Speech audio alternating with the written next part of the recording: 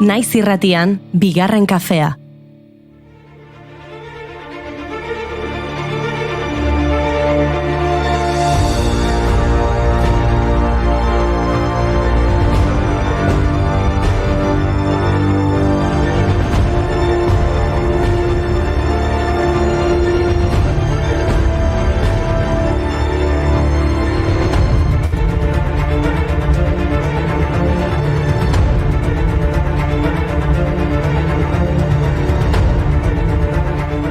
Egun honetan ongi etorri bigarren kafera, jaiegunak direla eta Euskal Herriko itzulia dela, asteburua dela, egun batzuk pasa ditugu, kaferik hartu gabe zuekin behintzat eta ohitura berreskuratzeko irrikitan gara. Eta astelenetan badakizue kafeina dosi extra behar izaten dugu, bereziki izan dugun asteburuaren ostean. Futbola batetik, hauteskunde kanpaina bestetik, begizuloak nabarmen astelen honetan. Eta guk, buelta emango diogu horri nolabait, telesail eta pelikuletaz ariko gara, terapia pixka bat egingo dugu, Euskal Herriko boiotopaketak ezagutuko ditugu, eta gauza gehiago, beraz, Inigo, jarri musika.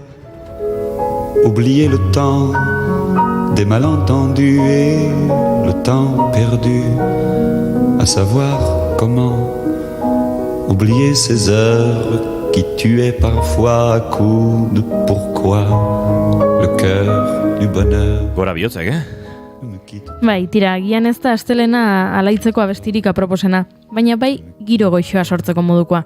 Gaurko egunez, duela 85 urte, Jacques Brel abeslari, kantautore eta aktore belgikarra jaio zen. Chanson frances mugimenduaren adierazlerik nabarmenetako bat. 1953an grabatu zuen bere lehen diskoa Bruselan eta arrakasta lortzeko prest Parisera abiatu zen gitarra besapean zuela. Urtebete beranduago, Mustaki, Fege eta Abgazen ibiltzen ziren kabaretetan kantatzen hasi zen. Bere letretan gai konplexuak lantzen zituen, maitasun eta zorroztasun handia erakutsiz. Maitasunari eta heriotzari buruz kantatu zuen irmotasunez, eta aldi berean ausardiaz. 59 urte zituela zendu zen Brel, Parisen, 1969ko urriaren 9. Bere nahia zela eta bere gorpua iba oan lurperatu zuten, Polinesia frantsesean, goginen hilobitik metro gutxira.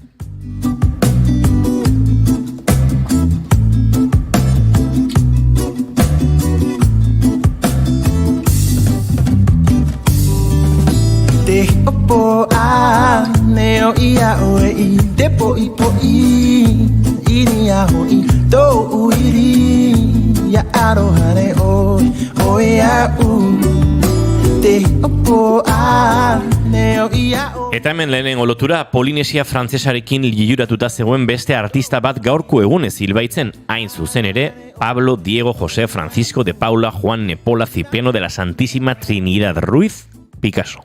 Picasso lagunentzako.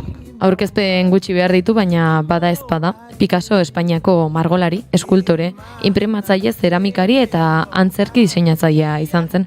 20. mendeko artistarik garrantzitsuenetako bat. Kubismoaren sortzailea, kolaxean aditua, eta nola ez Gernika artelanaren sortzailea. Gernikako bombardaketaren erretratu dramatikoa. Javier Gardoki, Josefina Sorozabal, Aurelio Legarreta, Kaialin Arrieta, Maria Luz Fierro, Agirre Amabigurte, Francisco Araluzea, Eskato ere bat, Gernikan.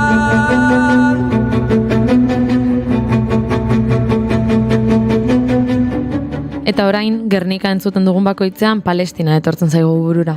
Atzo 6 hilabete bete ziren urriaren 7tik, Palestinaren sarraskian mugarri izan zen datatik.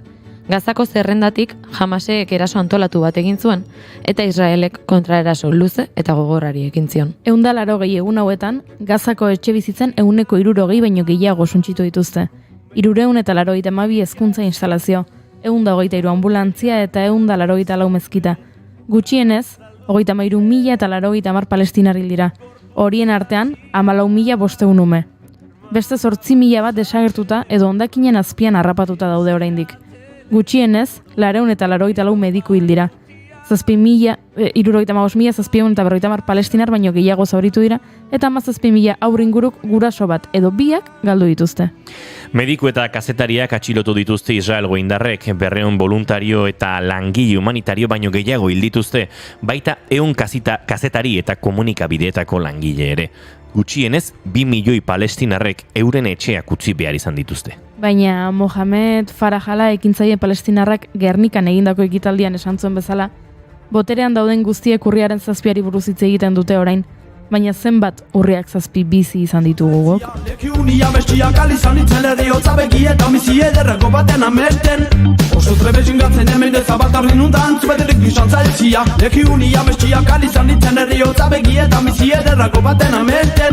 Goizonta palestinako herri txiki batetan hau batzitzen delarik bere aman besuetan. Mendio hontako handiak irratzatzen meio piantzen batarna sareretzege hela betia. Eta 30 urte bete dituen sarraski bat aipatu nahiko genuke. 1984ko apirilaren 7 Ruandako Tutsien aurkako genozidioa abiatu zuten Hutuek. Hori gogoratzeko Paul Kagame Ruandako presidenteak eta Janet bere emazteak oroitzapen sugarra piztu zuten atzo genozidioaren oroimenezko zentroan, Ruandako hiriburuan. Horrela hasiera eman diote eguneko doluari. Nazio Batuen erakundeko kasku urdinek herrialdea utzi zutenean utxunea baliatu zuten Hutuek hilketa masiboei ekiteko eta 3 hilabetetan 800.000 tutsi hil zituzten. Gainera 100.000 laguni bizi osorako ondorio fisiko eta psikologikoak eragin zizkieten eta milaka emakume bortxatu zituzten. Sarraskiak ondorio lazgarriak ekarri zituen, erabat suntsitu zituen gizartearen kohesioa eta eraikuntza, eta utzi egin zuen Ruandarren batasuna eta elkarrenganako konfidantza. Frantziak armak bidali zizkien Hutu miliziei. Munduko bankuak garapenerako bideratutako diru laguntzak erabiliz eta matxeteak nekazari tresna gisa fakturatuz. Baina Parisek ez du sekula bere ardura onartu. Naiz eta Ruandako gobernuak erora froga sendoak publikoki aurkeztu.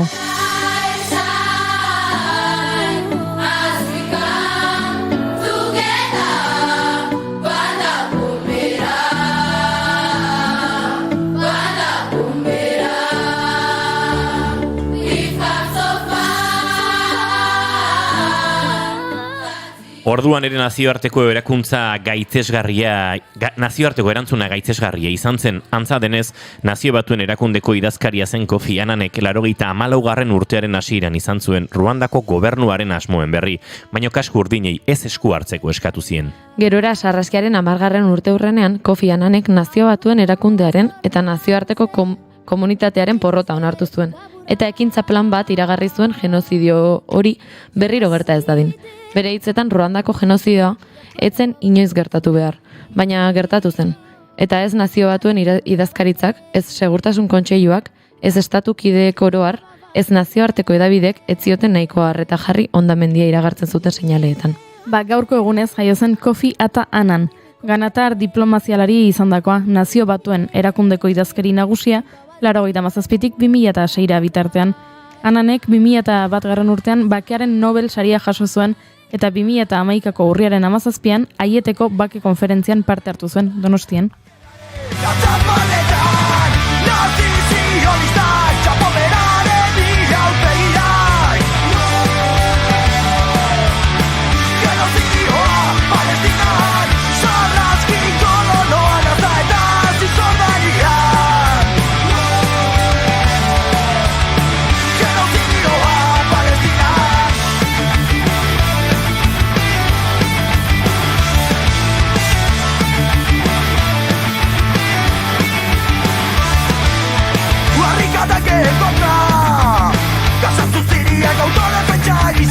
Resistentzia antolatuz Sindikaren emapeak Kategorikia ez daukanaren Askatasunari deia Einbestetan Eta ez dugu aipatu baina gaur apirilak 8 Ijito herritarren nazioarteko eguna da, izan ere lehenengo Ijito nazioarteko batzarra 1971ko apirilaren 8 ospatu zen Londresen. Bertan elkartutakoek hainbat erabaki hartu zituzten. Hauen artean Ijito bandera, urdina, beren sabaia izandako zeruak bezalakoa, orlegia, beren ohea izandako zelaia bezalakoa, eta erdian Daškokeko gurpil gorria, isuri duten odola bezalakoa. Bestalde, Jarkov Jopanovic Jugoslaviarrak egindako Jelem deklaratu zuten Egiptoen ereserkia. Kanta honen musika herrikoia da, eta hitzak bigarren gerra mundialean nazien kontzentrazio esparruetan bizitakoaz hitz egiten du.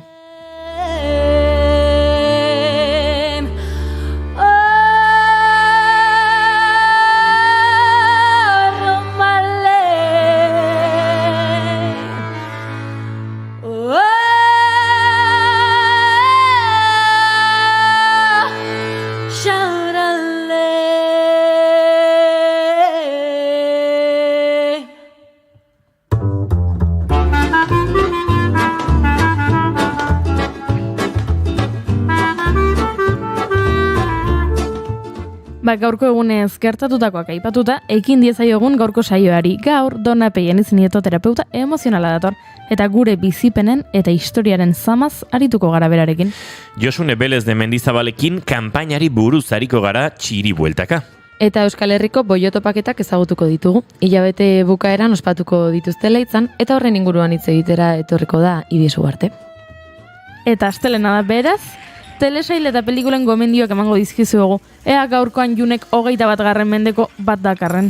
Ez egin muzinek ikusentzunezko vintageari. Bale. Zuek bai vintageak, az gaitezen apirilak 8 ditu gaur eta astelena da. Juneren begirada kakatu ez panau, bizi naiteke beste 100 urtez gutxienez. Ongi etorri guztioi, naiz irratian zarete, bigarren kafean.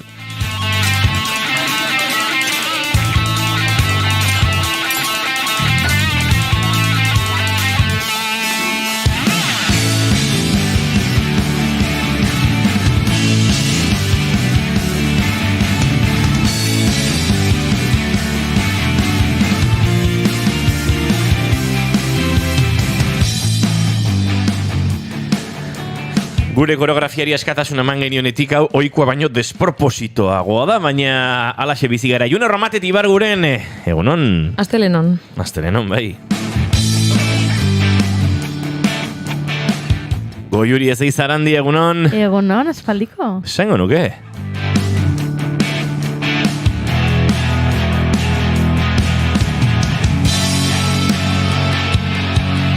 Eta izketan ari zeizuen hau Inigo Asensio Ilurbide gaur bigarren kafeak eta konprobatu behar izan dugu, aspaldiko partez egin gabe ginen. Eta 7 eta 55 garrena du, apirilak 8, goizak 10 eta 17 minutu, eta gu hemen 3 urrengo 2 orduetan zuekin bat egiteko asmotan. Ongi etorri, bigarren kafean zarete, naiz irratian.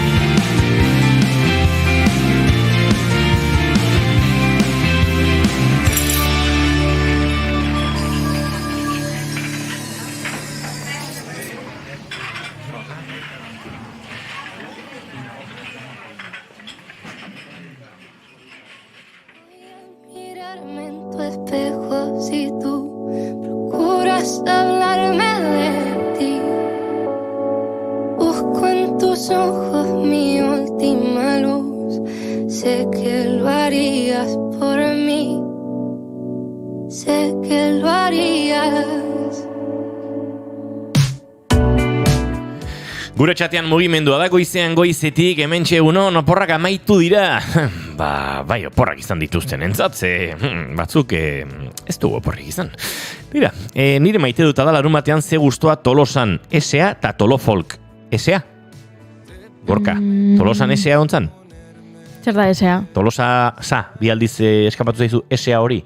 Tolosasa eta Tolofolko, ez dakit zer nahi duen, Tolosa S.A. Nik Gorka ikusi nuen Tolofolken larun batean.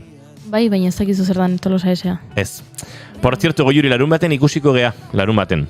Nun. Gorka, bi larun bat, agertzia azten diguzun. Larun batean, ez dakit, non ikusiko, Non, ikusiko dugu elkar. Non. Ez dakit. Egunon gaztiak indiokerrek, ze moduz oporrak? Ona! Oso koreografi politak ikusten da oporretatik indar berrituta etorri zaretela, gaurkoan 14,6. June, argitu guzu ze pasatzen da larun batean. Ez da EH Bilduren... Bai, mitina dago. Suposatzen dut. Ez dakit, Baina Tolosan da? Bai, Tolosan da. 2-2 gorka, beraz, onaz atoz larun batean ere, venga, ikusiko dugu elkar. Eta, akaso kroketa batzuk aterako izkizu. Nik kartelean ikusi dut Peio Txandianoren aurpegia, ikusi dut Arnaldo Teginen aurpegia, ikusi dut Maialen Iriartena, baina ez dut ikusi gorkarena. Falta zitzegura, kartel horretan. Gorka da supporter. Ez. Bueno, argitu, ze agian, berak gorkak uste du Zeitfestera noala. Ze larun bat honetan Zeitfest dago baita ere. Larun bat honetan dena dago. Eta agian pentsatzen du han elkartuko garela, baina ez dakit. Argitu dezala. Argitu dezala. Gorka Hernanitik Tolosara, ala, Gorkak Euskal Herriko kilometroak errexe egiten ditu, Gorka Zeitfesten goizean egon, arratsaldean egon daiteke, ez dakit, Doniban Loitzunen kontzertu bat ikusten, eta gauean iritsi da ez dakit nora, eta dena garraio publikoan. Hori noski. Larun batean Antzuola Aierra senidetza eguna ere. Pentsa, zenba gauza larun baterako. June Romateti Barguren, zein da zure maite duta? Nire maite duta pixkat, simpletik joko dut maite dut, pasaden larun bat honetan eukidedan plana, arratsalde gaualdean, egia da opor egunetan, gian elkartzeko errestasunak izan daitezkela, edo lagunekin lana dela eta etzerala egoten, eta oporraldia denez, elkartzeko tartea egoten dela, nire kasuan kontrakoa izan da. Aste santuko 2 aste hauetan zehar kuadrillako jendea toki ezberdinetan eukidet, eta egia da, pare bat edo 3 ginela herrian, eta gutxi egon naizela haiekin, eta pasaden larun batean, justu denak elkartzeko tartea auki genuen, egia da, Oiartzunen etxerate kantolatu zuela barrikotea, eta bertan elkartzeko tartea izan genuen, eta maite dut egun hortan auki genuen giroa, ze aspaldi ez ginela inbeste batera egoten, eta maite dut gau parte hori oso polita izan zen. No vengo a molestarte, pero quería acercarme, por si hoy había explicación. 2 millones de horas en trance, 6 gritos, 4 romances, pero ninguna razón. Venga, nire maite duta gaur aurretik zure baimenarekin, Goiuri. Abesti honekin loduta dago, eta maite dut orokorrean abestiak bialtzen dizkizun jendea. Eta askotan batez ere goizean, eguna abesti honekin has dezazun. Eta tarteka abesti hoien bidaltzailea izaten da nire taldekide eta lagunden Janire Arantzabe, sanezineko buru edo. Eta gaur bidali denean kantu hau entzuten ari zareten hau, Arde Bogotaren La Salvación, esan diot, esan talde ezagutzen dut, eta baina nintzen inoiz konturatu abeslariaren timbreak Tiziano Ferro abeslari italiarraren timbrearen antzekotasun handia zuela. Sé que la salvación estaba dentro de un beso. Eta graziosa iruditu zaidori zure garaiko izango da, ez dut ezagutzen. Eta ona irratira etorri naizenean egin dute txekea, eta ala zen, Junek ez zuen ezagutzen, Goiuri bai, 80ko hamarkadaren hasieran jaiotako... Barkatu? Goiuri, eske zure jakituria, zure ezagutza... Mira, deitu digu vintage. Gero, hori naho. 80ko hamarkadakoa naizela nahikoa da, Eske... Atzo ikusi nuen existitzen dela kontzeptu bat, igual inoiz entzungo nuen, baina dala adin ertaineko krisia. Krisis de la mediana edad. Yes, middle life crisis. Middle life crisis. Pentsatu nuen, bizitza esperantza, 80 pik urtetan balin badago, gertu dauket krisi hori, eta aldiz, ez dut oso gertu bizi, ez dut oso krisi egoeran ikusten nire bizitza, nire adina. Eta orduan, nator pixate erasokor, baino brometan, maite dudala horrelako kantuak jasotzea, eta maite dudala konprobatzea, adinaren arabera ere, dena ez dela zehazten, ze Goiuri berez gaztea da, baina badu pertsona heldu baten jakituria. Ola esan da politiago sonatzen du Goiuri. Baina, egia, alde batetik arrazi pixka bat dauka, Osa, badaukazu jakinduria bat, nik esango nukena, zure dineko segun zenik ez, segun jende asko keluken aukiko. Baina Tiziano Ferro ez da, ez dakit, Edith Piafen garaikoa. Hori egia da, baina Edith Piaf klasiko bada. Edith Piaf ezagu dezakezu 18 urte izan da ere. Esan edazu Tiziano Ferro ez dela klasiko bat. A ber, galetu atzeko bioi. Egia da, Tiziano Ferro Amaia Monterorekin duen dueto horrek bizkat ekarri zuela oso gurera, baina garai batean oso ezagun izan zen. Tiziano Ferro... Uste dut ez duela diskorik atera hamarkada tapikun, Tiziano Ferro nazioarteko. Bai. Uste 3 milioi terdi entzule dituela hietero, bai, nahiko artista ezaguna da. Gaur egun 3 milioi terdi entzule ditu? Bai. 2008an? Bai. Ba, pentsa. Eta ez du diskorik atera uste dut 2006-tik o Eta da, lehenengo eguna entzun detena bere izena. Bai. Ba, Tiziano Ferro jarri garko du azkenean. Pasaden urtean disko atera zuen. Ez, recopilatorio bada. Historia de una vida, olako... Ez, adiós mi amor. Seguro? Bai? Igual, bai. Wikipediak dio, Ez dakit, pertsona hau oso famatu izan zen bere garaian. Oso gutxi, ateratzen lehen urtean atazuen 111 Anniversary Edition. Baina hor remasterizazio sorta bazen. Baino egia da, beste disko ba duela 2023an Il Mondo è Nostro. Ba hori ba. Eta 2023an beste single bat, eta... Ba hori. Bai, bizirik dago gizona. Nik, egia esan hain bizirik egoteko pixkat urruti geratzen zaidan. Eta maite dudan beste gauza bat da, Junek baduela olako gaitasun energetiko kosmogoniko bat, bere gonbidatua sartzeko gure laborategira, atetik, June bera orkesten ari den momentuan. Beti. Askotan gertatzen dau. Ja, bai, egia da. Gure sarreran aipatzen ditugu, hau eta beste, eta gaur hau egongo da, eta Josune, eta ez dakize, eta gainera, eta bapatean June hasten da orkesten, eta atetik sartzen da gonbidatua. Eta hori ere, gauza ederra. Oi, sekretuak dira. Ez dago kontatuko zergatik. Goiure Zeizarandi, zein da zure maite duta? Begira, nere maite duta gaurkoan, ez da maite duta, eta ez da maite dutez bat. Da, maiteko nuke bat. Hori ere badaukagu, ez da? Bai, aurtengo denboraldian estrenatu genuen, aukera hori ez? Maiteko nuke, begira, badakizue niri asko gustatzen zaidala ibilbedi taldea. Badakizue, asko gustatzen zaidala Xirarena kanta. Badakizue asko gustatzen zaidala bereziki kanta horretan Ibai Osinagak oihu egiten duenean. Baina larun batean, kontzertu batean nengoen, Janus Lesterreko Jokin Pinatxo entzuten, eta Jokin Pinatxo ari zen oihu egiten. Eta pentsatu nuen, zenbat maiteko nuken, Ibai Osinaga eta Jokin Pinatxo abesti batean elkarrekin entzutea.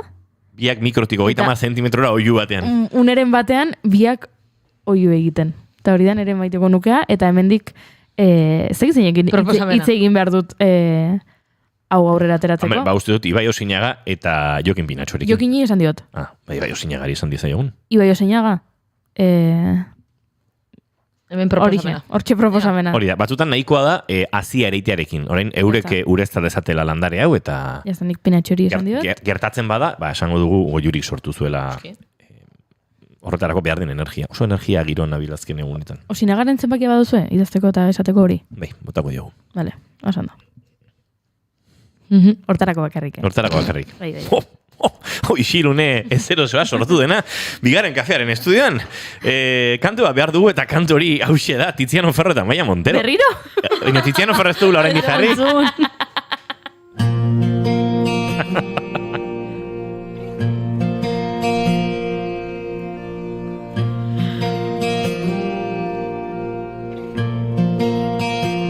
Quiero hacerte un regalo, algo dulce. Tira, eta gure lehen gonbidatua segituan aurkeztuko dizugu, baina kaso gure lehen gonbidatori maite duta ere eskatu beharko diogu, ez da June? Nik uste dinamika dagoeneko ikusi duela eta harrapatu duela, beraz Ibisu Garte laiztera aurkeztuko zaitugu behar bezala, baina egunon ongietorri, zein da zure maite duta? Hola azkarrian eta ikusika boiotopak eta ninguruan atorrela berroa ikera. Asteburuan Madrilen egon naiz, ballroom, espazio baten boge, eta nire maite duta izango zen, jare pentsaien zein. Igual, euskal kontestuko gizon zuri cis hetero bat, ikusti holako zehozek, baina kontzientziatik, gozamenetik eta ez oin arte egonda moan askotan ridikulizaziotik, fetitxismotik eta hola, orduan hoixo botakot gaurkoan. Maiteko nukea, beraz, hori gertatzea. Goizeko 9:29 minutu eta 59 segundu, 10 dagoeneko, eta gehiegi luzatu gabe gaurko saioa martxan jarriko dugu zuekin, entzuleok.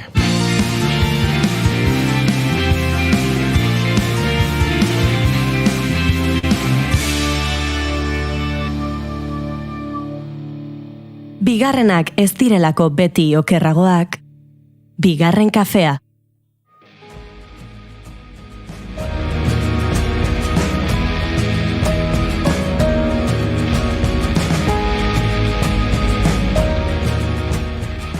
Elkartu, hausnartu eta saretzea oinarri hartuta gai ezberdinen inguruan elkartzen gara maiz. Toki askotako jendea leku bakarrera, mugitzen gara bakoitzaren errealitatetik, babesa eta ezaugarri komunak bilatzeko asmoz. Baita hitzaldi, zein tailer bidez, gehiago ikasteko gogoz ere. Eta antzerako asmoekin antolatu dute, hilaren amaieran, boiotopaketak. Norbait gogorarazi dio, ez dago zain inor nasan bezperako egunkari batean, etxetik kanpo lasai negarregiteko Apirilaren 26-tik 28 bitarte, boiera identitatearekin lerrokatzen den edonori leitzara gerturatzeko deia egin diote. Eta bertan, tailer, hitzaldi eta aisialdi segurua antolatu dute. Honta zaritzeko ordea zein hobe antolakuntzan dabilen norbait baino, beraz gaurkoan gurera etorri da Iris Ugarte. Egunon eta ongi etorri. Kaixo, egunon, mila esker. Bueno, boio topaketak izenak dion bezala, boieren topaketak dira, baina, bueno, ondo hasita eta fuerte xamarra hasita, boiera hitzak zer dakar? Nor gerturatu daiteke topaketetara? Bueno, horre alde batetik nik bi hauzi ikustetut, eta antolakuntzan bertan erdigunean jarri izan duen kontu bat, izan da ze ulerketan duen boieratzat, ez? Bertan gauzen sujetu disidentiok, eta bueno, konklusioa izan da apur bat, azken finean, ulerketan dula boiera terminoa sujetu anitz eta dinamiko bat moan, hau da, etengabe mugimenduan dauena, etengabe gauzak zalantzan jarten dauena, deseraikitze prozesu baten dauena, eta naiz eta egixadan jatorrixa badakon desira eta praktika lesbikotan, askoatik arutza doian sujetu eta identitate politiko bat da, hau importantia pentsaisaku azpimarraketia, ze ez da orientazio sexual bat ez, sujetu politiko bat da, eta hortik gure praktikak eta gure posizioak eta zela moldaketan garen gure egunerokoan, ez? Hori atzenean, iken dagoena apur bat sistema cis-hetero patriarkal hori apurtu, eta hortik sortzen dauena da, sujetu disidente barri bat, ez? Binarismo hortatik kanpo, eta bai dala oso importantia guretako, hori, beste burruka batzukin aliantzak eta ulerkerak elkarbanaketia, ez? Izan leken moan alde batetik begirada transfeminista dakula azpimarratu, eta horretaz gain, antikapazitismoa, antikapitalismoa, antiarrazismoa, feminismoa, eta bestelako burrukakin lerrokaketan garela. Eta honen guztiaren baitan, zuen orrialdetan eta aurkezpen orrialdetan ikusi daiteke, eta azaldu duzu, ez duzuela genero poliziarik nahi, ezta? Bai, hori, gura geben sortzia espazio bat, naiz eta boiera sujetutik eraikidian topaketak, apur bat heterodisidente orontzat. Orduan, bai guru hau esatia, heterodisidente dan pertsona oro dauela gonbidatuta topaketa honeikera, eta azken aldixan eskuin erreakzionario hortatik badabitzet horten diskurso terf asko. Nun berri sartzen garen kategoria binario horreikan, nun esaten dan zedan maskulinoa, zedan femeninoa, zedan gizona, zedan emakumia, eta azken aldixan geroz eta zaiagoa dabil izaten violentzia eta erasoneitatik kanpo dauzen espazioak sortzia. Orduan, bai gura geben oneri pixua handi bat emutia, eta horregatik azpimarratu du ez du lagura inolako genero poliziarik. Badalako baita guk denpora hontan antolakuntzan landun gauza bat eta bizipenak dakunak.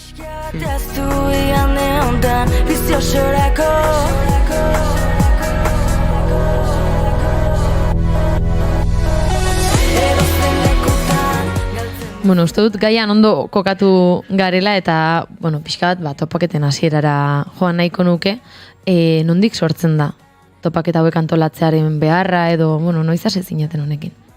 Bueno, topaketak hasitxakoan izango gutxi gora bera urtebetea zinala hau dana antolaketan.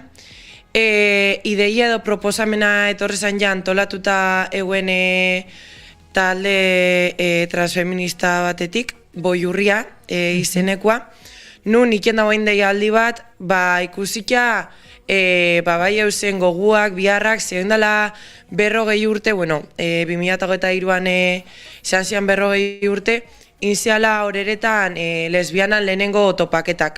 Hau da, izan zela lehenengo espazioan nun, lesbianak euran identitatea hartuta eta hori oinarri izan da antolatu egin jardunaldi batzuk. Orduan, hori apur bat eskusamoan erabilita eta ikusika segiroen eta zebilen mobiken gure artean izan deialdi bat. Eta deialdi hori arrezkeoztik, batzen fangara asambleario eta autogestionatu baten, eta hori, hasieran izan zen apur bat identifikaitia, zeintzuk zian biharrak, zein mobile oskun, zein gogo eusen, zein jarre eusen, eta horrekiatik asamblea garrantzitsuena edo izan zen Gasteizekoa, nun gutxi gora bera 70 bat lagun batu ginen, hausnarketako hau danan inguruan, eta hortik urten zen apur bat ideia hau. Eta, bueno, ideia pixkanaka, garatzen joan da, eta esan bezala, 26-tik 28 tarte horretan, leitzan elkartuko zeate. Esan behar dut, duela gutxi korrika pasada, eta korrikan zehar ikusi da dituztegula Euskal Herriko toki ezberdinetan, beraz, suposatzen dut, Euskal Herri osoko pertsonez osatutako taldea izango dela zuena, ez? Bai, hasieratik gure izan da hori erdigunean jartia, ez? Azkenian askotan era oso separautan antolaketan gara edo lurraldekotasunak bai hartzen dau pixua handixa antolakuntzan. Bai arrazoi diferentiatik eta gura zan benetan kolektibizaikia prozesu hau, ez? Egisa eta erreala da eta ez torpe egisa zurituko antolakuntzari behitu ezkeo azkenian dauzela lurralde bateko pertsona geixa edo inkluso anistasunari dagokionez homogenoa dela gai batzuri dagokionez, baina bai gauz kasu hontan bai Euskal Herriko lurralde ezberdinetako kideak eta bai guroten azpimarraketia da Euskal Herriko boieran topaketak diala eta hori dala oinarri ze bate baino iso galdetu esku.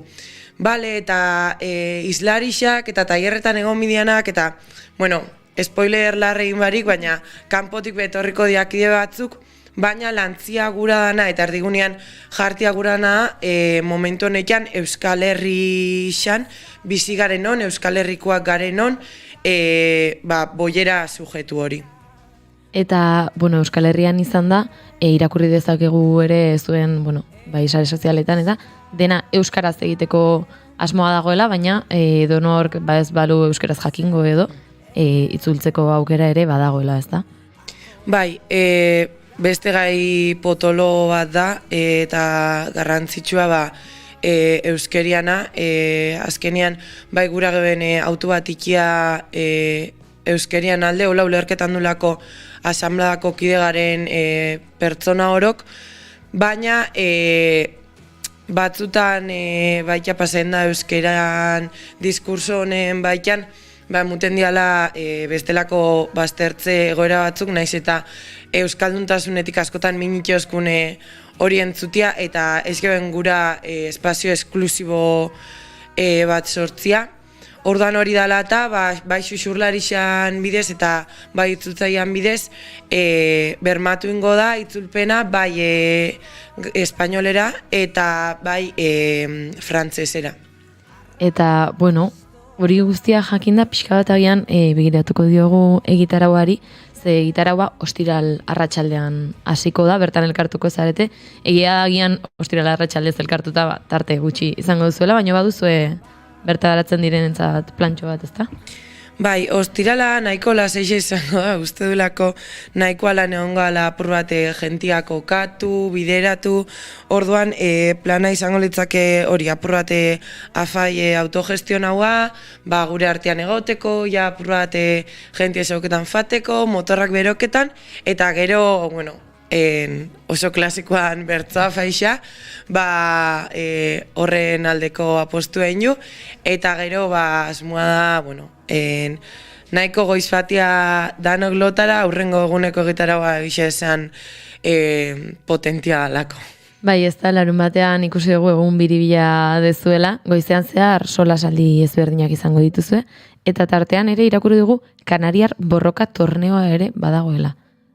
Bai, bueno, honen inguruan... Barre egiten dugu, gonbidatuak galdera entzun orduko. Bai, honen inguruan, ez dugura spoiler larre ikia, hola, jentia animauta almauta, kuriosidadea sortzen baixako, badaki zein, baina bai, etorriko dia oneri leku bat emutera eta bizibilizaikera, eta oso interesgarria izango da, gainera usteot dala zehose ez dana oikua gure artean taola. Orduan hori, balmaz usai horre ulixiakin belarrin guruan zaratak abakitze. Gertiroatu lehitzara zapatuan eta ikusiko zuezean. Eta, bueno, egun osoan zehar, aipatu bezala, izango dituzue hitzaldi ezberdinak, solasaldiak, zerren baitan, gai asko landuko dituzu bertan, ez da? Bai, gai honeik esan moduan, guztiz urten zian Gasteizeko asamblea hortan, orduan bertatik bakoitzak edukan interesan arabera, lantalde txikitan batu ginen, eta orduan pertsona bakoitza ibili da bere interesan arabera lantalde horreikian lanean, orduan dana guk antolatutakoa da, autogestionotakoa da, naiz eta egixan gero egitarauan baita dauzela bestelako ekintza batzuk, baina gehixenak baita hierrak, proiektzioak eta bestelakoak izan dira asambleatik bertatik sortutakoak, baina ala eta be eskaintza askoatik arutza doia, antzerkixa baita egongo da, DJ-xa, karaokia, azoka, osea, danetik, orduan, bai, gogotxo gisa esan. Entzulearentzat irakurriko ditut, tailer edo hitzaldei hoien baizen, batzuk tartean herri txikietako eta landaremuetako ahotsak entzuteko aukera izango da, identitarismotik haratago TERF mugimenduaren kontrako borrokaren inguruan ere mai ingurua egingo da, etxe bizitzaren inguruan ere hitz egingo da, bizitza bizigarriagoen aldeko dokumental disidentea jarriko baita bertan, eta drag tailerra ere irakurri dezakegu. Egitaraua tope beteta dago, gauean parranda tartea ere izango duzuela ikusten dut. Bertara gerturatu nahi duenak zer egin behar du? Izen ematea egongo da, ezta? Bai, izen emutia eraikia da hau, ondo eraikia eta ondo beteta baita, baina ondioakan badulekua geixaundako. Así que hoxe animau, oin plaza geixo beraikotu otorduari dago kixonez geukana forua bete da.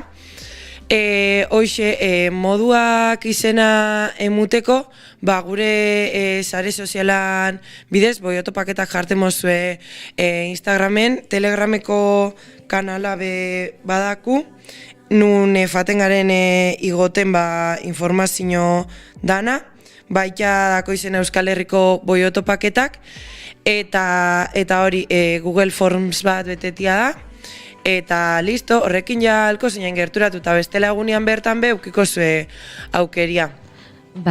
Pixkat bukatze aldera joateko azkeneko galdera bat egin nahiko nizuke Ibiz, eta izango da, batez ere, ziurrenik izango dela jendea, zalantzan da bilena, joan daitekeen, joan beharko lukeen, edo ez, zer esango zenieke hoiei? Alde batetik, bilurrak alde batera jarreteko zaila dela, eta nik ustotela danok egon garela posizio hortan, nun zalantzak dakun, inseguridadiak, ez dakula zarerik, kriston aukeria da, jente barrixa ezauketako aliantzak sortzeko, mai gainean jarteko, mai gaineraketako dakun gai horrek, eta hori bai, eta usteot deialdi bat inbidala, etorteko egoten dakixen jente hori, eta gure marko hortan kokaketan dan jente hori, baina oso espazio polikia izango da, kriston asteburua izango da, eta horregatik, zalantzan aurrean etorri eta eskuak, hankak, dana zabalik jasoku, antxe hongara zuen zain. Ibiz, mila esker guztia honak hartzeagatik, asteburua pasatzen denean agian deitxo bat edo egingo dizugu, kontatzeko nola joan den asteburua, eta mila esker. Zueri.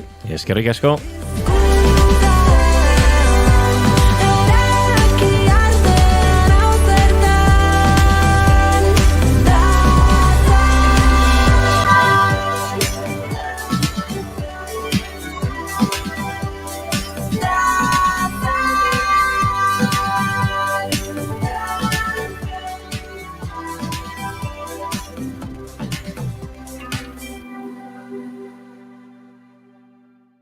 Goizeko 10:47 eta gu bagoaz aurrera, hain zuzen ere, Nora eta Gasteiz ingurura, antxe Josune Belez de Mendizabal lankide ere prest dugulako, txiribueltan gu jartzeko, eta txiribuelta horretan gainera, eta hauteskunde kampaina, bai ez, Josune Belez de Mendizabal, Fernández de Garaialde, egunon? Egunon, kampaina bai, baina hauteskundena, bai, hori bete-betean sartuta gaude, baina horretaz gain badira bestelakoak, bestelako kanpainak, eta, bai, hortxe txiribuelta. Eta ez naizari Artaxonako Elizak dituen eskileak, hori edia kanpaiak, bestelakoa dira, baina, bitu, oporretatik bueltan, etorri eta buzoian, gutuntxo bat izan dut. Zer eta errenta adierazpenaren kanpainaren ingurukoa. Matxo maitia. Bueno, gaur hasi da.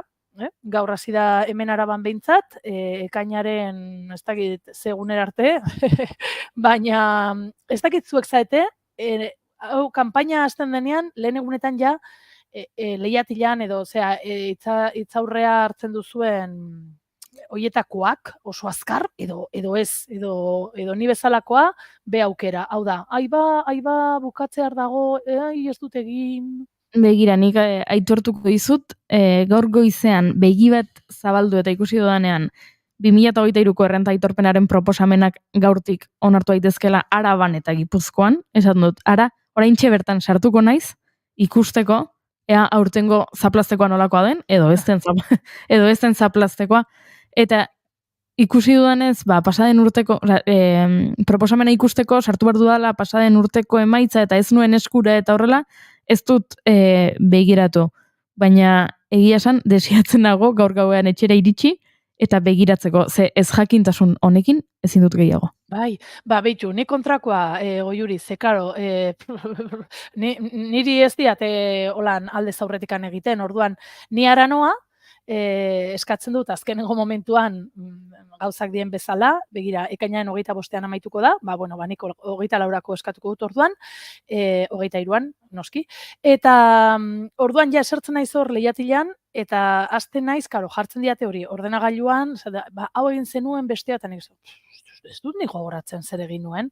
Karo, hemen, benetan ez dudala, ez da, izen batzuk eta nik, bai, hau egin nuen, Beitu, klaro, eske da urtebete atzera egin eta kontxo, orduan ikusten dituzu eguneroko kontratuak, nire kasuan, diot, interprete edo arte eszenikoetan ibilitako pertsona naizen enean, hori edo klaseak emandakoak, osea, saskinaski bat, holan, dana, eta sekulan ez dakit, zirt edo zart, jaso edo eman, ez dakit sekulan.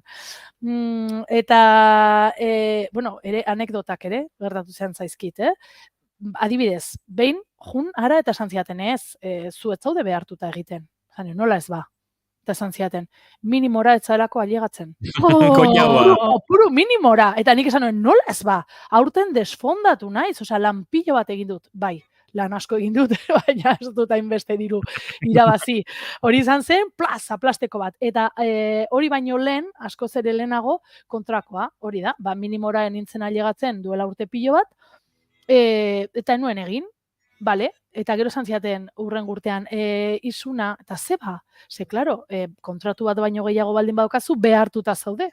Beraz, beti letra txikia begiratu behar da, Eta, bai, ni juten naizara, eta askotan, iruditzen zait, ea ze tokatuko zaidan. Behitu ze aditz erabiltzen dudan. Ea errenta aitorpenean ze tokatuko zaidan. Ematen du, loteria dela, ematen du, ez? Bai, egia esan, badaola jendea oso zentratu, ez? Badakien agutxu era bera zertan ari den, zema fakturatu duen, etxeko ez dakiz ze sartu dute mendik, familia balin baduzu, eta bestea, eta badakiela gutxu era ze gertatuko den, baina nire holaxe naiz, holako xea naiz josune, agertze pasatzen dan, eta orduan, ateratzen bazitela, empate xamar, kategorian. Nik ere horrela sentitzen dute, nik ez dut inoiz jakiten. Piskat kiniela, bai. Bai, erabat. Bueno, kiniela honetan, hemen dator giro aldaketa, Zigara, esan dugu hasiera batean hauteskunde kanpaina, ez da hauteskunde kanpaina, errenta kanpaina baizik, eta orain zer ikusi dauka, Arabako errenta honek, goiarekin. Goia sariarekin? Ez dia sariak. Eta zer esango duzu, Goiuri? Ez pentsatzen, agian goia sari bat irabazi balin baduzu hori, aitortu egin behar duzula eta horrek ere desgrabatzen duela, edo horrelako zerbait. Ez dakit, oraindik ez dut jaso, baina eman denbora, urren urtean zuekin baldin manago, esango izue desgrabatzen duen edo ez, goia batek, bale? Baina ez da ere, ze pentsa ezakegu Araba eta goia gozotegiak, ez? Hemen dauzkagu baskitos neskitas, bonboiak, olakoak, goia da gure gozotegi olan oso famosoa. Ez, ekartzen dizuet albiste bat, akaso entzun duzuena, errenta aitorpenarekin lotuta dagoena, eta goiarekin, baina ze goia margolariarekin. Eta, bai, hemen kriston txiri buelta. Hau ere bai, duela egun batzuk jaso zuen prentsak, eta begira, norbaitek, pertsona fisiko batek, Arabako ogasunari ordainketa egin dio, zor handi bat zeukana ogasunarekin, zer eta 85 artelanen bitartez. Eta artelan horiek, Francisco de Goyaren grabatu batzuk badaude hor tartean. Horregatik ekartzen nuen hor gaur Goya eta errenta aitorpena. Hor sortu da pixkat eztabaida eta azkenean atera da Ogasun eta Kulturako diputatuak egin du agerraldia, esan ez posible dela bai. Olako onurekin ordaintzea. Ebixo esan behar nuen, ez nekien hori posible zenik eta hori uzten zutela?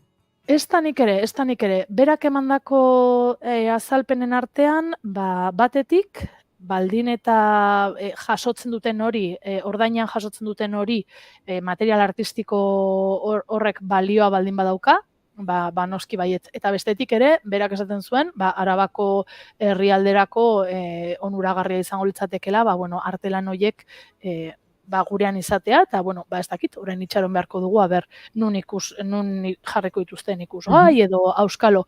Baina bai, kuriosoa, nola, ez dakit zuek etxean zerbait daukazuen, nik esan izuen Nestor Basterretxearen grabado bat daukadala, eta gero osaba eskultorea da, eta hainbat eskultura ditut, ez dakit zenbatean, edo zen nolako garrantzia izango luketen. Galdetu, gasunari Baina, hori da, oie, ez dakit, ni ara noanean errenta aitorpena itera, eta esaten diatenean, ara maja, bueltatu behar duzu dirua, igual akaso eskaineko izkiet eskulturak, auskalo, ez dakandik Francisco Goiarena, baina, baskitosin eskita, solako gozoki goxoak goianak, bai, aldizkiot bihali, ez dakit. Nik dauka, horrela beti izaten dut, nik ez dut etxerik nire izenean, ez dut autorik nire izenean, baina sofa oso politxo bat daukat nire izenean. Eta hori da, noizbait hiltzen banaiz, hiltzen naizenean, ze hil egingo naiz, norbaiti oinordetzan utzi behar diodan gauzarik garrantzitsuena. Zure sofa. Bai, zure sofa. Baina ordurako igualia, pixka desgazto eta ere egongo da, ez? Segun noiz hiltzen den. Karo, agian gaur bertan. Egia galenera ikutu dugula saioaren hasieran Goiuri oso bizitako emakumea dela. Inigo, nahikoa da. Sofa oso ona baldin bada, igual bihar hiltzen da eta sofan eretzat. 3. aldia da. Zer? Gaur, zarra deitzen dizula. Dinosaurio deitzen didazula. Dinosaurio etzaizu deitu, baina, pixkate... Igual fosilia. Bueno, zuek ez muturtu, mentxir bueltan gaudela. Guatzezate Casablanca pelikula estrenatu zuten egunean non zineten? Goiuri hori. Gaiztoa. Txuri beltzean da hori. Gu ez ginen jaio orduan. Ez baina Goiuri horrelakoa da, jaio etzen garaiko gauzetaz gogoratzen dondo. Bai, begira. Sofa, ez dizututziko zuri? Ez. Eta ez dizututziko, tekit. Ez tekit. Hemen, indiok galdetu du, eta pastakin ezin da patu. Pasta goia edo ze pasta? Pasta... Indioker pasta gilea da, baina ez ditu bileteak sortzen, alegia. Benetazko pasta egiten du, orduan. Ez dakit horrekin batzen utziko dira. Ez dakit. Ez dut jarraituko, ez dut hitz egiten jarraituko, eta ez biatu konplizitaterik. Egiratu beste aldera. Zerratu zaite emakumea.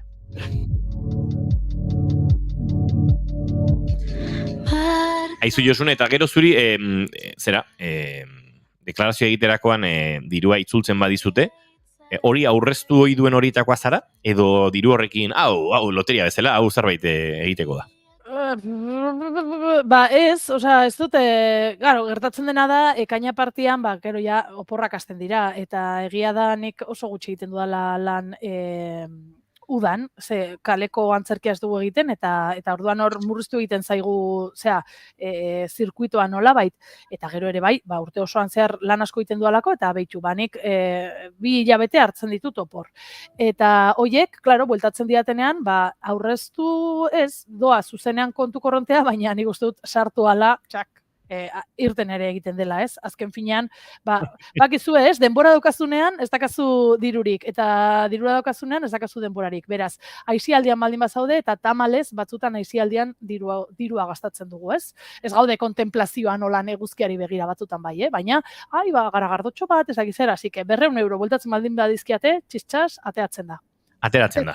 Bai, ateratzen da. Gehiago izaten normalean. Gehiago zer? Zoritxarrez gehiago ez dela izaten normalean, nire kaso Ez, hombre, bueltatzen tokatzen zaizunean, bai. Orduan bai, orain bikoizten da. Batzutan bai tokatzen zaizunean. Bai. Hori izaten da. Olako kopuruak esaten ditudanean, nien naiz bat ere zenbaki zalea, eta aitak esaten dit, orduan, jaso baituzu 200, hori da, urte osoan zehar, aita da, una mente preciosa. Kalkulatzen du, asako, eta esatu, bai, ez dakit. Nik ez dakit kalkulatzen. Hau ere errealitate bada, asko ordaintzea egokitzen bazaizu, normalean izaten da diru asko fakturatu duzula eta atxikipena txiki xamarra egin duzula. Baina, claro, junintzen urte horretan esatera nolaz, nago behartuta, lanpillo bat egin dut, lanpillo bat, baina, esan zian, baina zara, llegatzen kopuru minimora, beratzez zaude behartuta, eta nien neukan sentsazioan nintzela, aberatxa, baina pasote, baina keba. Josune Belez de Mendizabal, aurten lan asko egiten zabiltza, nik uste aurten kontu ibili emaitzekin. Baina, goizeko 11 bueltan ditugun honetan, agurtu egin bartzaitugu, asteazkenean berriz ere ikusiko dugu elkar, eta tira, kontatuko diguzu urrengo batean ere, ze gertatu den ogasunarekin emaitzak izanean. Zerran gastatu dituen diruak? Kontatuko izuet. Bale, irukote. Agur.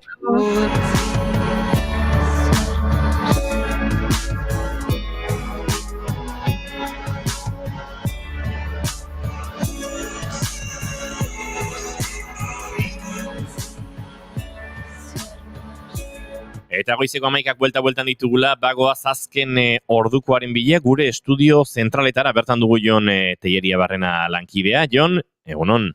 Kaixo, egunon daizuela guztioi, azken ordua Beasaindik bi udaltzain tiroz zauritu baitira komisaldegi barruan izandako ezusteko tiro baten ondorioz. Lakuak udaltzaingoen pistolaren derrigorrezko erabilera ezarri eta gutxira dator gertakaria. Igandean, izan da ezbehar hori udaltzaingoaren komisaldegi barruan itxuraz nahi gabe egindako tiro baten ondorioz. Lakuak adierazitakoaren arabera, polizietako batek belaunean jaso zuen tiroa eta besteak eskuan. Orain hilabete onartu zuen lakuak udal polizia guztiei suzko armak eramateko derrigortasuna ezartzen duen dekretua. Eta Gasteizen albiste Dimitri Peterman ez da bere aurka hasi den epaiketara aurkeztu eta rebeldian deklaratu du Arabako auzitegiak. Bera gabe egingo da beraz, Petermanen aurkako epaiketa, bere abokatuak dio belauneko operazio bat egin behar diotela astearte honetan bizileku duen Kalifornian eta horregatik ez dela agertu epaiketa atzeratzea eskatu du. Fiskaltza kontra egin du, esanez, urrutik zegoela eguna jarrita eta Petermanek orain arte lagundu baino bere kokapena ezkutatzeko saiakeran. Aritu dela auzitegiak epaiketarekin jarraitzea erabaki du eta beste akusatuaren presentziarekin garaian Alabesko presidente izanik egindako lapurretak daude auzibidean gogoratu konkurtsura Alabes porrotera eraman zuela bera presidente izan zen garai horretan. Eta hauteskunde giroan Arnaldo Otegi EH Bilduko koordinatzaile orokorrak aliantza politikaz Eneko Andueza Peseko idazkari nagusiak esan izan dituenak izpide gaur. Se empeña en decir eso y yo le animaría a que dijera lo que quiere decir de verdad, es que va a hacer Lehendakari a Pradales. Lo que está diciendo de verdad es que él quiere ser vicelehendakari con Pradales. Y esa es la posibilidad del Partido Socialista. Y eso es lo que va a pasar si dan los números. Y si los números no dan, pues bueno, siempre tenemos al animoso Feijóo, que ya ha dicho que está dispuesto a hacer eso, porque los malvados de Euskal Herria Bildu no pueden llegar a gobernar estos tres territorios. Gurean Miren Gorrotxategi Elkarrekin Podemoseko ordezkariak ezkerreko aliantza baten alde bai, baina kritikak PSE eta EH Bildurentzat. Baina guk badakigu ezin izan dan Alderdi Sozialistaren papera, eta beti gainera hori esan izan dugu eta salatu izan dugu, ez guk bakarrik ezkerra aldetik datozen abots guztiek salatu egiten dute, eta Alderdi Sozialistaren papera gobernutan izan dela EAJaren makulu izatea. Orduan, zer nahi du EH Bilduk? EAJaren makulu izan? Askotan esan izan da, azkenen urte hauetan EH Bildu podemizatzen nahi izala, eta esan leike, orain honetan, jeltzalizatzen nahi dela. Gaurko ekitaldi politikoi dagokionez, arreta deitu duena nabarmen, arratsaldean Irunen PSek deitu duena, bertan Akitania Berriko presidentea, Alen Guze, Nafarroako lehendakaria, Maria Txibite, eta Eneko Andueza, PSren Araba Bizkaia Gipuzkoako lehendakari gaia izango baitira elkarrekin. Besterik ez oraingoz, errepideetan ez da aparteko arazorik, informazioa naiz.eusen €, 12 eguneratuko dugu guk, eta bitartean, bigarren kafe goxoa hartzeko tartean izirratian. Gerarte. Eskerrik asko Jon Telleria Barrena, hoxe azken ordua, eguerdiko 12etan informazio gehiago, eta gu bagoaz, Dona Apeianiz nietorekin, aurrera, hementxe bigarren kafean.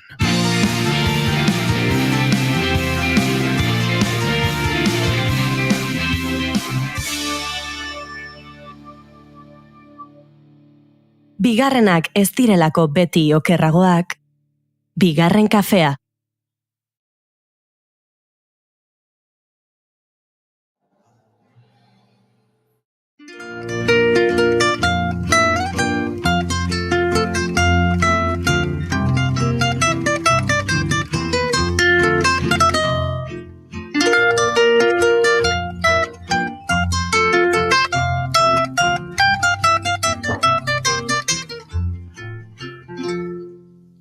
Cuando lejos te encuentres de mí, cuando quieras que esté yo contigo, no tendrás un recuerdo de mí. Eguerdion, eta ongeitu horri aspaldiko, Dona Peian Iznieto. Mikrofonerik jarko dizut. Egunon! Egunon! Bai, hemen 3 minutuko atxeden aldi harratu dugu, azken ordukoaren bila joateko, eta itzulera iaia asteburuko baino makalagoa izaten ari da. Nondik nora gaur, Dona? Barrutik kanpora, beti bezala. Edo kanpotik barrura, ez dakit. Nik, azkenengo hilabetean nolabait konektatut ideia honekin, ez nekin oso ondo ze izenburu jarri, ez nekin oso ondo gaia nola zehaztu, ze badator nolabait lanean dudan sentsazio batengatik. Nik lan egiten dut guraso desenterekin, ezitzaile, irakasle ere bai terapia saioekin, eta bai formakuntzak direla eta orain dela aste batzuk, ama batek esaten zian nola ezia izan zen bera. Ez, ze jarrera zituzten bere gurasoak bera txikia zenean, eta zerbait gaizki egiten zunean, edo haserratzen zenean, ze jasotzen zuen behaien gantik, eta bera orain ama izan da nola nahizun ezi bere aurrak. Orduan, erru askorekin kontatzen zizkian bizipen batzuk, eta, hori lantzen ari gineranik, ni begiratzen un ama hori, eta esaten eske, benetan egiten ari zarena miresgarria da. Zezu jaso izan dezu bizipen batzuk ez duten azerikusiak orain egiten ari zarenarekin. Baina, bizitzen dezuna da, guztiz erruarekin konektatuta dagoen zerbait, ez dago guztiz ondo egiten ari, begira zer esaten diodan nere seme-alabei, zer egiten dudan, ez dut egiten nik nahi dudana guztiz, esaten baina ikusi nondik anzatu zen.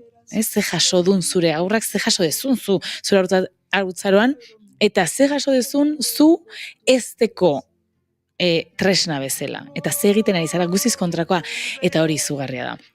Beraz, neri guzti honek pizten dit barruan sentsazio oso potente bat, oso polita, eta sentsazio hori transmititzera nator. Ez dakit lortuko dudan, baina hori intentzioa. Ze ona. No pararé hasta ver que mi llanto ha formado.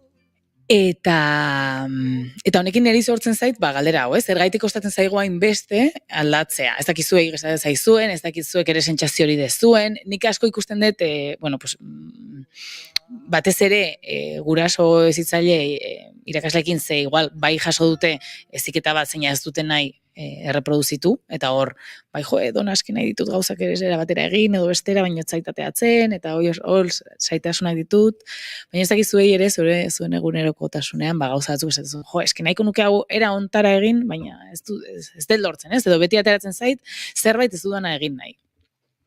Nik uste dut, egunerokoan gauza batzuk identifikatu eta aldatzea kostatzen ez zaiola dionak, akaso gezur pixka bat esaten duela, ez? Uste dut, orokorrean denoi gertatzen gola, nik berentzat identifikatzen ditut nigan, bestengan ere bai. Orokorrean ez bagara pixkatola resistenteak eta hainbat aldaketei, naiz eta igual identifikatu ez, hau aldatu nahiko nuke, baina gero aldatzea koste egiten zaigula, ez? Bai, baritek barkatu enrokatu egin nahi. Nere aldaketarekin, duela 5 minutu aberatzen itzen eta orain ez, begira, aldaketarako resistentzia. Kotxaua. Bai, barkatu, baina ados nagoen jogok esan duenarekin. Bai, orokorrean kosta egiten zaigula, ez? Aldaketa horiek egitea. Edo batzutan sentitu igual ari garela zerbait aldatzen, eta batean konturatu, pum, hau ez da aldatzen ari asko, Edo, bueno, igual bai ari aldatzen, baina berriro gertatu da, ez? Hor prozesuaren parti, igual, ez? Ze interesgarria hori aipatzea, hori da eraldaketan gaudenak, eta kontziente garenak, edo, bueno, pixka kontzientzia baldin badago, ateratzen zaiguna, edo gure ingurunean dagoen normalizazio horretatik kanpo egin nahi dugunean zerbait ezberdina, hor esfortzu bat suposatzen du. Eta askotan, guk nahi dugun aldaketa hori visualizatzen dugu, eta badakigu zein den, edo nolakoa izatea gustatuko litzaiguken. Baina gero ez da gertatzen guztiz, edo ez da gertatzen bapatean, edo ez da gertatzen guk imaginatzen dugu moduan. Orduan horrekin konektatzen dugu. Ai, ama, ez nago guztiz egiten ari, ez nago ezer egiten ari, ez dago gertatzen ari, edo gaixi egiten ari naiz, ez? A ber, bapateko aldaketak ez dira existitzen. Ez da, existitzen. Ez dena daka prozesu bat. Bai. Eta hori askotan ikustea zaila egiten zaigu. Zergatik gertatzen zaigu hau, hola, oinarrian, gauza asko badaude ere, oinarrian, gure burmuinak ikasten dunean zerbait, hor esfortzu asko jarri du. Gure jaiotzeko lehenengo urtetan, gure burmuina dago egiten kriston esfortzua betetzen, gure galdera guztiak, edo erantzuten gure galdera guztiak, ez nola egiten da hau, nola egiten da bestea, erantzun bat jasotzen dudanean ze suposatzen du honek, zer da, nola jokatu behar dut honetarako, eta hor askotan gaude txikia garenean egokitzen mundura, ez? Zer dago kanpoan, eta ni egokitzen naiz hortara, nire ongizatea bermatzeko hori egiten du gure buruak eta gure gorputzak. Orduan gure burmuinak hor jasotzen du informazio bat, zeina da, hau honela da, punto. Eta hau honela egiten da, punto. Eta horrekin goaz, horrekin heltzen goaz. Orduan, ze gertatzen da, hori aldatu nahi dugunean, gure burmuinari suposatzen dio kriston esfortzua. Eta kriston esfortzua da berdin, kriston energia. Orduan, gu, nolabait gure biologia dago programatua energia gutxiena gastatzeko. Ez biziraute horretan bermatuta oinarritua gaudelako. Orduan, aldaketa bat egin nahi dugunean, energi pilo bat behar dugu. Zakit noizbait, ni asko alderatzen dut hau, hizkuntza bat ikastearekin. Zakit noizbait, aurkitu zareten, herrialde batean, zeina ez dakizuen hizkuntza, eta denbora batez, zaudete, edo dakizue pixkatxo bat hizkuntza hori, eta zaudete mai inguru batean, eta dago mundu guztia hitz egiten, eta zuek zaudete nolabait hizkuntza edo hitz egiten ari denaren gaia edo aria jarraitu nahian. Eta baldin bazaude hola ordu batzuk, izugarrizko buruko minarekin amaitzen duzu normalean, izugarrizko nekearekin, eta da, ezin de gehiago. Eta buruak egiten duna da, deskonektatu egiten dut. Gertatu zaizue hau, noiz bait? Bai. Vale. Pues nik alderatzen dut hau, dozein ikasketa ero aldaketa prozesuekin, bai? Hor energia pilo bat gastatzen delako, edo inbertitzen delako, beraz aldaketa bat egin nahi dugunean, gure burua dago atope, edo egon behar du. Orduan ze gertatzen da? Gure burua esaten duela, ez hemendik ez naiz pasatzen, zu badakizu hau egiten, badakizu norbaitek, esaten dizunean tonta, badakizu oiukatzen eta jotzen. Orduan zertarako orain jungo zera eta esango diozu barkatu ez zaigu gustatzen egiten ari zarena. Eta impultsiboki ateratzen zaigu ikasi deguna. Hor dago oinarria. Orduan beti ere gauden nolabait esfortzu minimo horren baitan. Ez nagia garelako, baizik eta prestatuta gaudelako horretarako, hori da.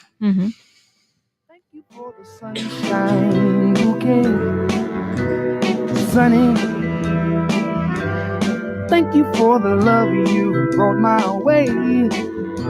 You gave to me your all in all, and now I feel 10 feet tall. Sunny one so true, I love you. Orduan noski hor prozesu hortan, ikasketa prozesu hortan dago desikasketa prozesu bat. Zerbait ikasi barret, baina besteari esan barriot, aio, ez dut nahi.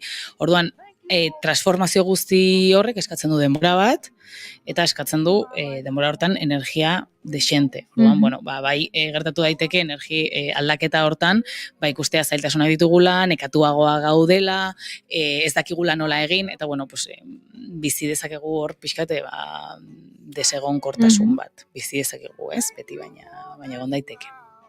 Etortzen ari zaite denbora guztien burura, ez dakit noiz baita ipatu dute dugun edo, ez badagoela marrazkitxo bat, noizean behin sare sozialetan agertzen dena, dira bi pertsona eta batak esaten dio besteari, oau, zenbat aldatu zaren, eta besteak erantzun den dio. Eskerrik asko? Bai. Asko gustatzen zaite. Nik irudikatzen dut hori, damon igote bat, lorez jantzia. Lorez jantzita, oida, bai. Ez nuen argi pertsonak ziren, animaliak, lorez jantzita. Azken, atzo hitz egiten nuen lagun batekin, egon ginela pixkat filosofeatzen, zaten naturaren, natura ikusten bat dugu, natura denbora guztien dago eraldatzen. Ez dago ezer beti posizio edo egoera berdinan, ez? Ikusi zuhaitz bat, nola eraldatzen den denboraekin, bueno, ez da momentu batetik bestera, baino eraldaketa badago, ez? Eta badago, pertsonon barruan, hola, ideia bat, ez denona, baino, nik ikusten dut gizartean ideia bat, dena, jazta. Iritsi naiz, ni izatera eta horrela geldituko naiz. Eta, fuertea da hori, ez? Azkenean ikustea ezin garela aldatu, ez garela aldatzen, osea, da, pixkat gelditzea hor, estangatuta toki baten, zeina, eski ez digu honik egingo. Aldaketak batzutan oso handia dira, eta beste batzutan txikiak. Baina aldaketa dago, gure zelulak aldatzen dira, eta hor tan gaude. Beraz, bueno, ez dugu urtero etxe aldatu behar, lagun kuadrilla aldatu behar, lana aldatu behar, edo ia aldatu behar ia betero. Batzutan aldaketak ez dira ikusten, batzutan oso txikiak dira, batzutan bakoitzaren izatearekin edo pentsamenduekin edo emozioekin dute zer ikusia, baina bai ikusi, bueno, pues badagoela aldaketa bat, eta askotan esaten diren hitz esaldi hauen atzean, ez? Ni horrelakoa naiz. Bueno, pues badagola nolabait beldur bat edo estankamendu bat, gian erresistentziarekin lotuta dagona. Eta batzutan erresistentzia egin gabe ere nola aldatzeak geure burua harritzen duen. Bizkatagian gaitik aldenduko naiz, edo ez, baina aurrekoan lagun batek esaten zidan nire lagun honek mutil laguna dauka, 4 urte hasi zirenetik, elkarrekin hasi zirenetik, eta ez dakit zer aipatu zuen, baina esan zuen, oraindik harritu egiten dela mutilaguna daukalako, 4 urte elkarrekin, oraindik harritu egiten dela, ze beti izan dela bere lagun taldeetan mutilagunik ez zuen bakarra, eta kontatzen zidan, eskenik institutoan, derrigorrezko 2. hezkuntzan nire kuadriako guztiek mutilaguna zeukaten, eta nik ez, eta batxiergora joan itzen ez dakin ora, eta nire laguntaldean denak zuten, eta nik ez, eta unibertsitatera iritsi nintzen, eta zuek bazenuten, eta nik ez, eta orduan, nik beti izan dut sentsazioa, ez nuela, harreman luze bate edukiko inez, eta orain, 4 urte daramatzaz mutilagunarekin, eta noizoinka, harritu egiten naiz, eta geratu nintzen berari begira, ze niretzako, orain, ez, 4 urte pasa direnez, arraroa bestea egiten zait, ez? Nik ezagutzen zaitut mutilagun horrekin, eta orduan, nire ez da bat ere harritzekoa niretzat, arraroa litzateke ikusta orain zu mutilagun gabe, baina berak oraindik eta erresistentzia hori, berak ez dio erresistentzia jartzen horri, baina bai konturatzen dela, arraro egiten zait oraindik, zenik pentsatzen nuen nintzela, hau. Eta hori aldatu da. Pentsatzen dugu izatea estankoa dela. Ni hau naiz. Hori da. Eta hor gelditzen naiz. Bueno, ontaz ere hitz egin dugu, ez? Igual aspaldi, baino bai, eraldaketa gure parte da ere, bai, eta gure izatearen parte bakoitza berea, eta eraldaketa ezin dugu kontrolatu beti. Bueno, esango nuke izer ezin dela inoiz kontrolatu, baina bai hori gure barruan sartzea, ez? Eta, bueno, pues aldaketak ere, ketek resistentzia ekartzen dute, beldurra ekartzen dute ere bai, eta bueno, pues horre nahasketak egon daitezke. Gero badago beste esaldi bat, niri ere, bueno, pues honekin apurtzea naturela nolabait mito honekin, ez? Esaten duena, neri jotzen ninduten eta ez naiz hain gaizki atera. Edo neri nere txan asko oiukatzen zan, edo zigortzen zan, edo ez dakize, eta ez naiz hain gaizki atera. Ezin dut horrekin. Nik hor beti ikusten dut beldurra dagola, badaudela erresistentzia batzuk eta badagola ere burmuin horren nolabait indarra handia esaten ez gara hemendik mugituko, ez? Hor inkontzientzia dago, ez? Ez dut ikusten nire patroi ez kontzienteak edo automatikoak, eta ez dut ikusten, ni igual orain ez dut jotzen, guraso bezala edo zitzaile bezala, baina bai reprimitzen ditut joera batzuk edo emozio batzuk, oiukatzen dut, edo ez jotzeko, haserratzen naizenean egiten naizena da aldendu, ez? Eta begira, ze ondo egiten ari naizen. Eta bai, ez zaude jotzen ari, baina ez zaude ere erantzun bat ematen aurre horri edo zure seme-alabei. Orduan, hor beti ere dago lanketa bat egiteko, ze askotan konfrontatzen dugunean ez dakit noiz beti iritsi zareten esatea, ez? Hori ez dakize, hori ez du zentzurik, ze ez zaude ez zara konstiente zure jarreraz, askotan blokeoa dago, ze, ez konstientzak hori ekartzen du. Baina bai ikusi guk jaso duguna patroi batzuk sortzen ditula gure jarreretan eta gure jokaeretan, eta askotan patroi horiekin egiten duguna da edo errepikatu, inkonsientziaz edo kontzientziaz errepikatzen ditugu hor daudelako, beste batzutan da egiten duguna da ukatzen ditugu, ez? Nik ez dut ikusten egiten dudana, baina egiten dut. Beste batzutan ekarrezak ikuste kontrakoa egitea, kontzientziari gabe, hori ez jotzeko, ni imaginatu txikitan jotzen nindutela.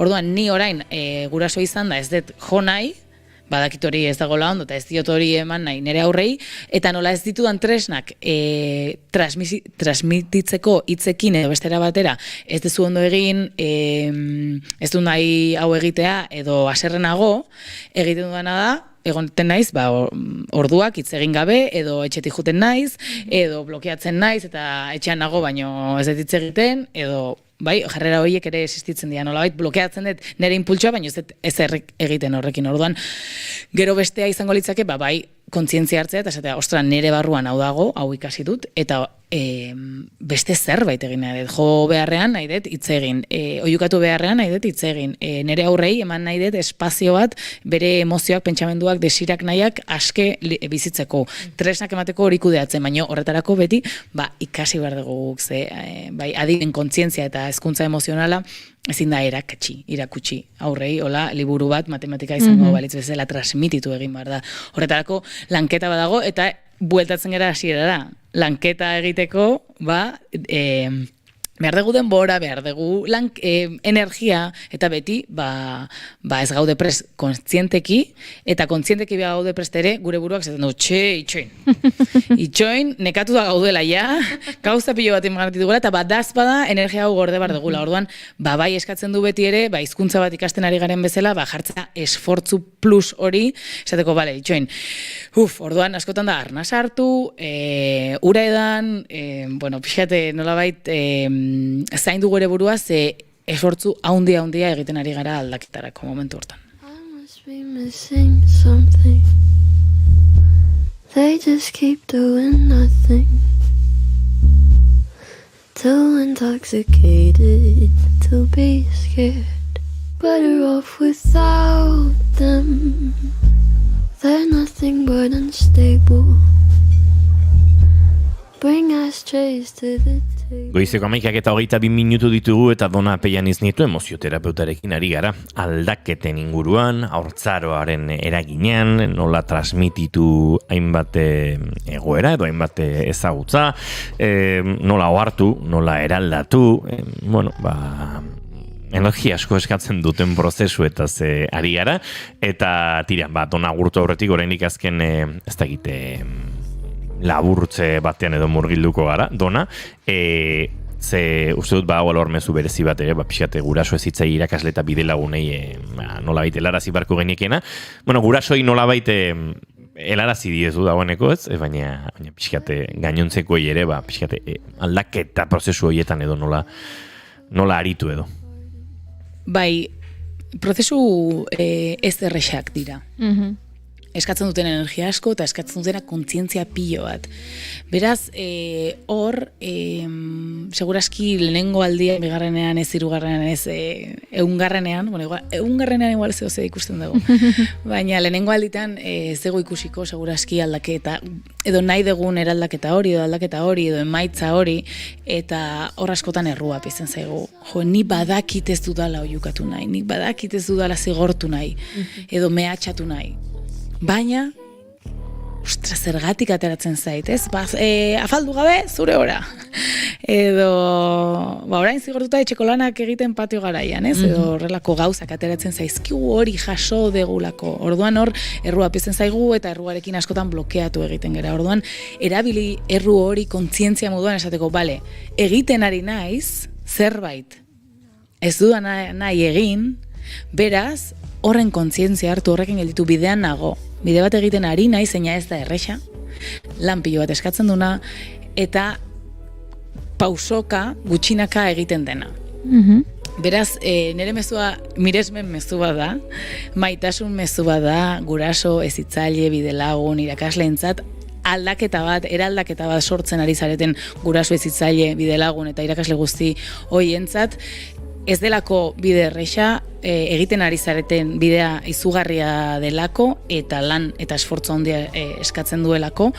Beraz, pausoz pauso, errua etortzen baldin bada, hartu, besarkatu erru hori ere bai, eta kontziente izan, patroi batzuk daudela hor barruan, zeina askotan zaila da hori alde batera uzten, eta esperientzia berriak sortzen, beraz, esperientzia berriak sortzeko esperientziatu behar da, eta bizi behar da, eta egin behar da, eta nola baitor, ikasi egiten du buruak, esaten, bale, ostara, geroz eta esfortzu gutxiago behar dut berria den hau egiteko, beraz, azkenean, berria den hori, azkenean ezaguna bihurtzen da buruarentzat eta gure gorputzarentzat ere, beraz, hau pazuek.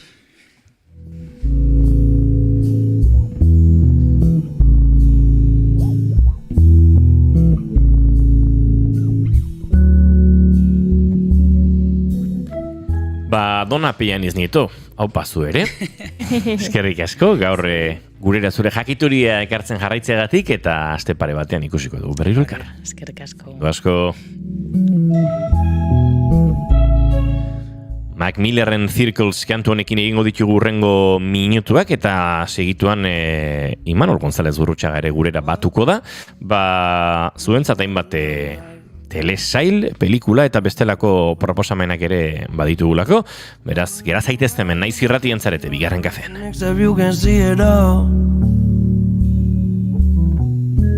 Now I have a name, no.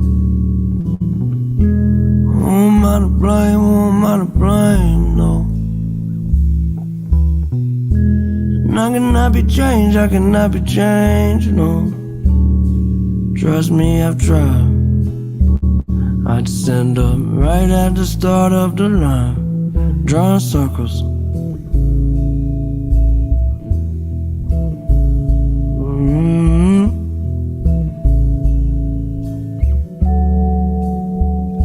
Well, I drink my whiskey, you sip your wine.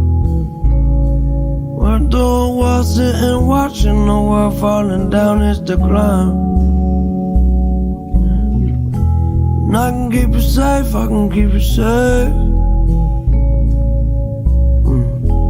Do not be afraid, do not be afraid. You're feeling sorry, I'm feeling fine. Don't you put any more stress on yourself, it's one day at a time.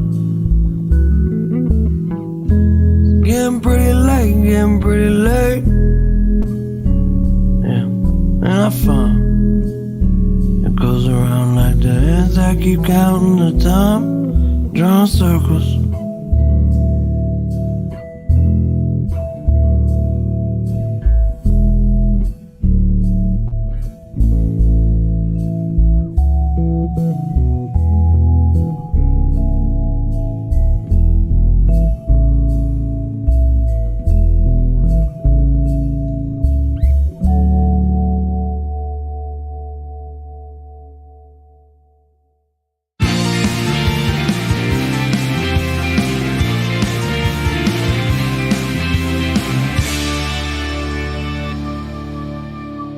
emaiozu bigarren aukera bat egunari. Naiz irratian, bigarren kafea.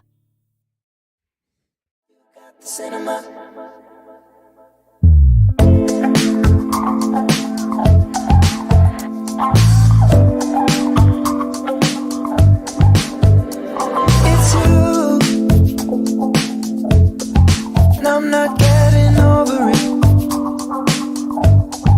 Darling, is it cool?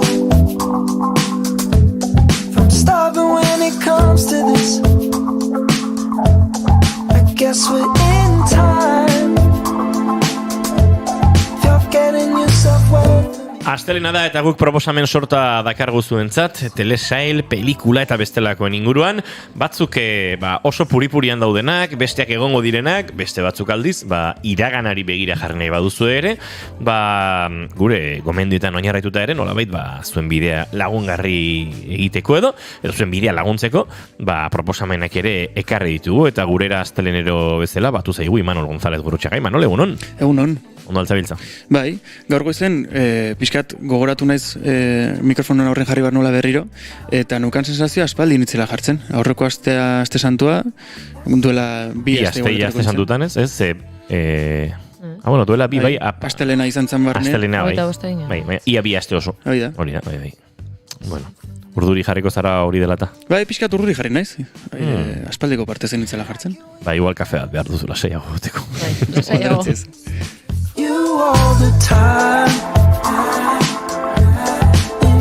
Imanol González Gurrutxaga zinema zuzendaria gurera batu da, honek alako zilegitasuna ematen dio tertuliari.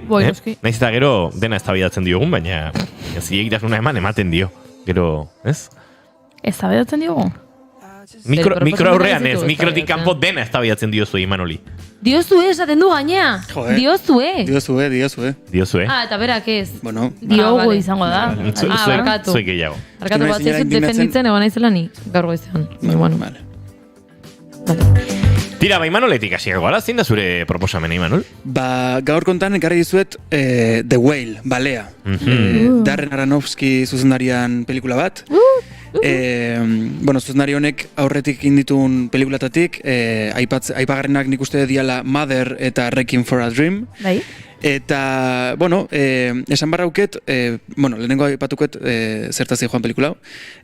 Da gizon bat bakarri bizi dala etxen, dala ingleseko irakaslea.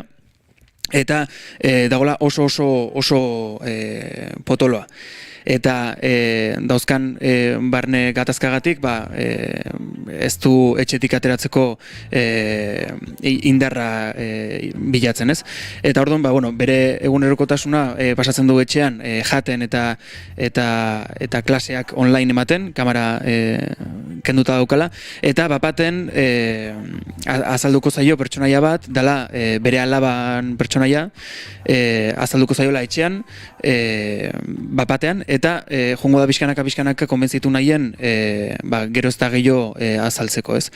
Eta lehenengo aldin ikusen nunen asko guztu dut zaiten zazken baten pelikula guztia gertatzen da etxe baten, egongela baten, eta momentu puntual batzutan atatzen da egongela hortatik, baino da oso zentratuta lokalizazio bakar baten, eta daude esango nuke asko jota 4 pertsonaia nagusi. Pertsonaia edo bai, pertsonaia nagusi. Orduan, ikusi ondoren jakin nun detaile bat, ez daitela asko gustatu, baino zentzu guztia daukala, dala antzerki obra batetik eratorritako gidoi bat. Orduan, antzematen da hori, dena daula lokalizazio berdin baten, dena aktore oso gutxi daudela, eta ez zaten asko gustatu zen, nahi normalen antzerkitik datozen pelikulak asko etzaizki gustatzen, ze ja hasiera baten beraien helburua beste bat izan da, eta zinemara ekartze dezunen, da pixka bat, fama hori, ez, horrei beste buelta batzuk eman, eta beste plataforma o beste medio batzutara ekartzea. Baina esan barra dauket, aktoreak maravillosamente ondo daudela, eta batez Brendan Fraser. Oso ezkira esan da, baina dala aktore bat aspaldi ez genula zineman ikusi, bere garaian oso ezagun nintzen eta bapaten desagertu nintzen, eta hau izan zen bere buelta, aktoretza munduko buelta, eta gero baita fizikoki asko aldatu zen, igual ez. aktoretzara mundura buelta ez, Vale?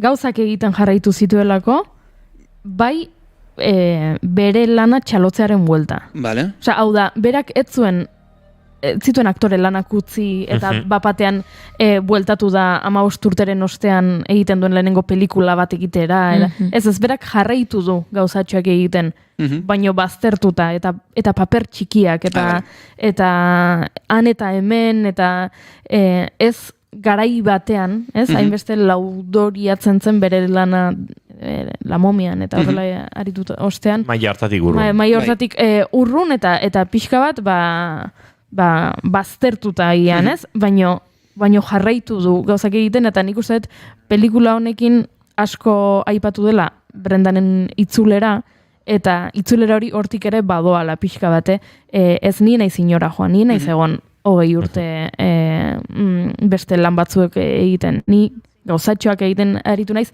saiatu naiz aktore lanetan egoten saiatu naiz horrelako pelikulak egiten, eta ez didazue aukerarik eman.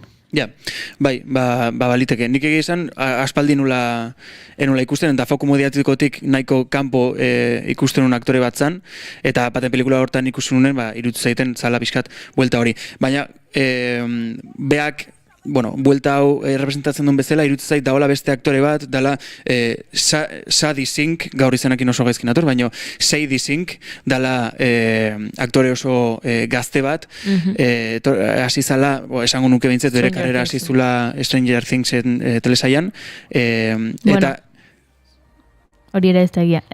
Famatu egintzen. Egia izango da azkenean, Imanoli famatu egintzen. Dena ez da baiatzen diogula. Sango nuke, Imanol, segi mesedez. Baina bere agerraldi oso garrantzitsu bat, eta leku askotar iritsi izan bere aktoretza lanak, ikusi genitun Stranger Things telesaian. Oso ondo aukeratuta hitzak, Imanol. Eta irutzen zait, pelikula honekin lortu zula pixka bat, aktore askok eukitze duten gatazka hori alde batea guztia, dela behin sartu dizute pertsonaia baten, indezu pertsonaia oso garrantzitsu bat, kasuntan aipatu bezala Stranger Thingsen intzun pertsonaia izan zalako, eta irutzen zait pelikula honekin lortu zula pixka bat, genero edo bintzet pertsonaia hortatik aldentzea, eta izan zala pixkat demostratzea bere burua baita gaizala beste mota bateko pertsonaiak iteko.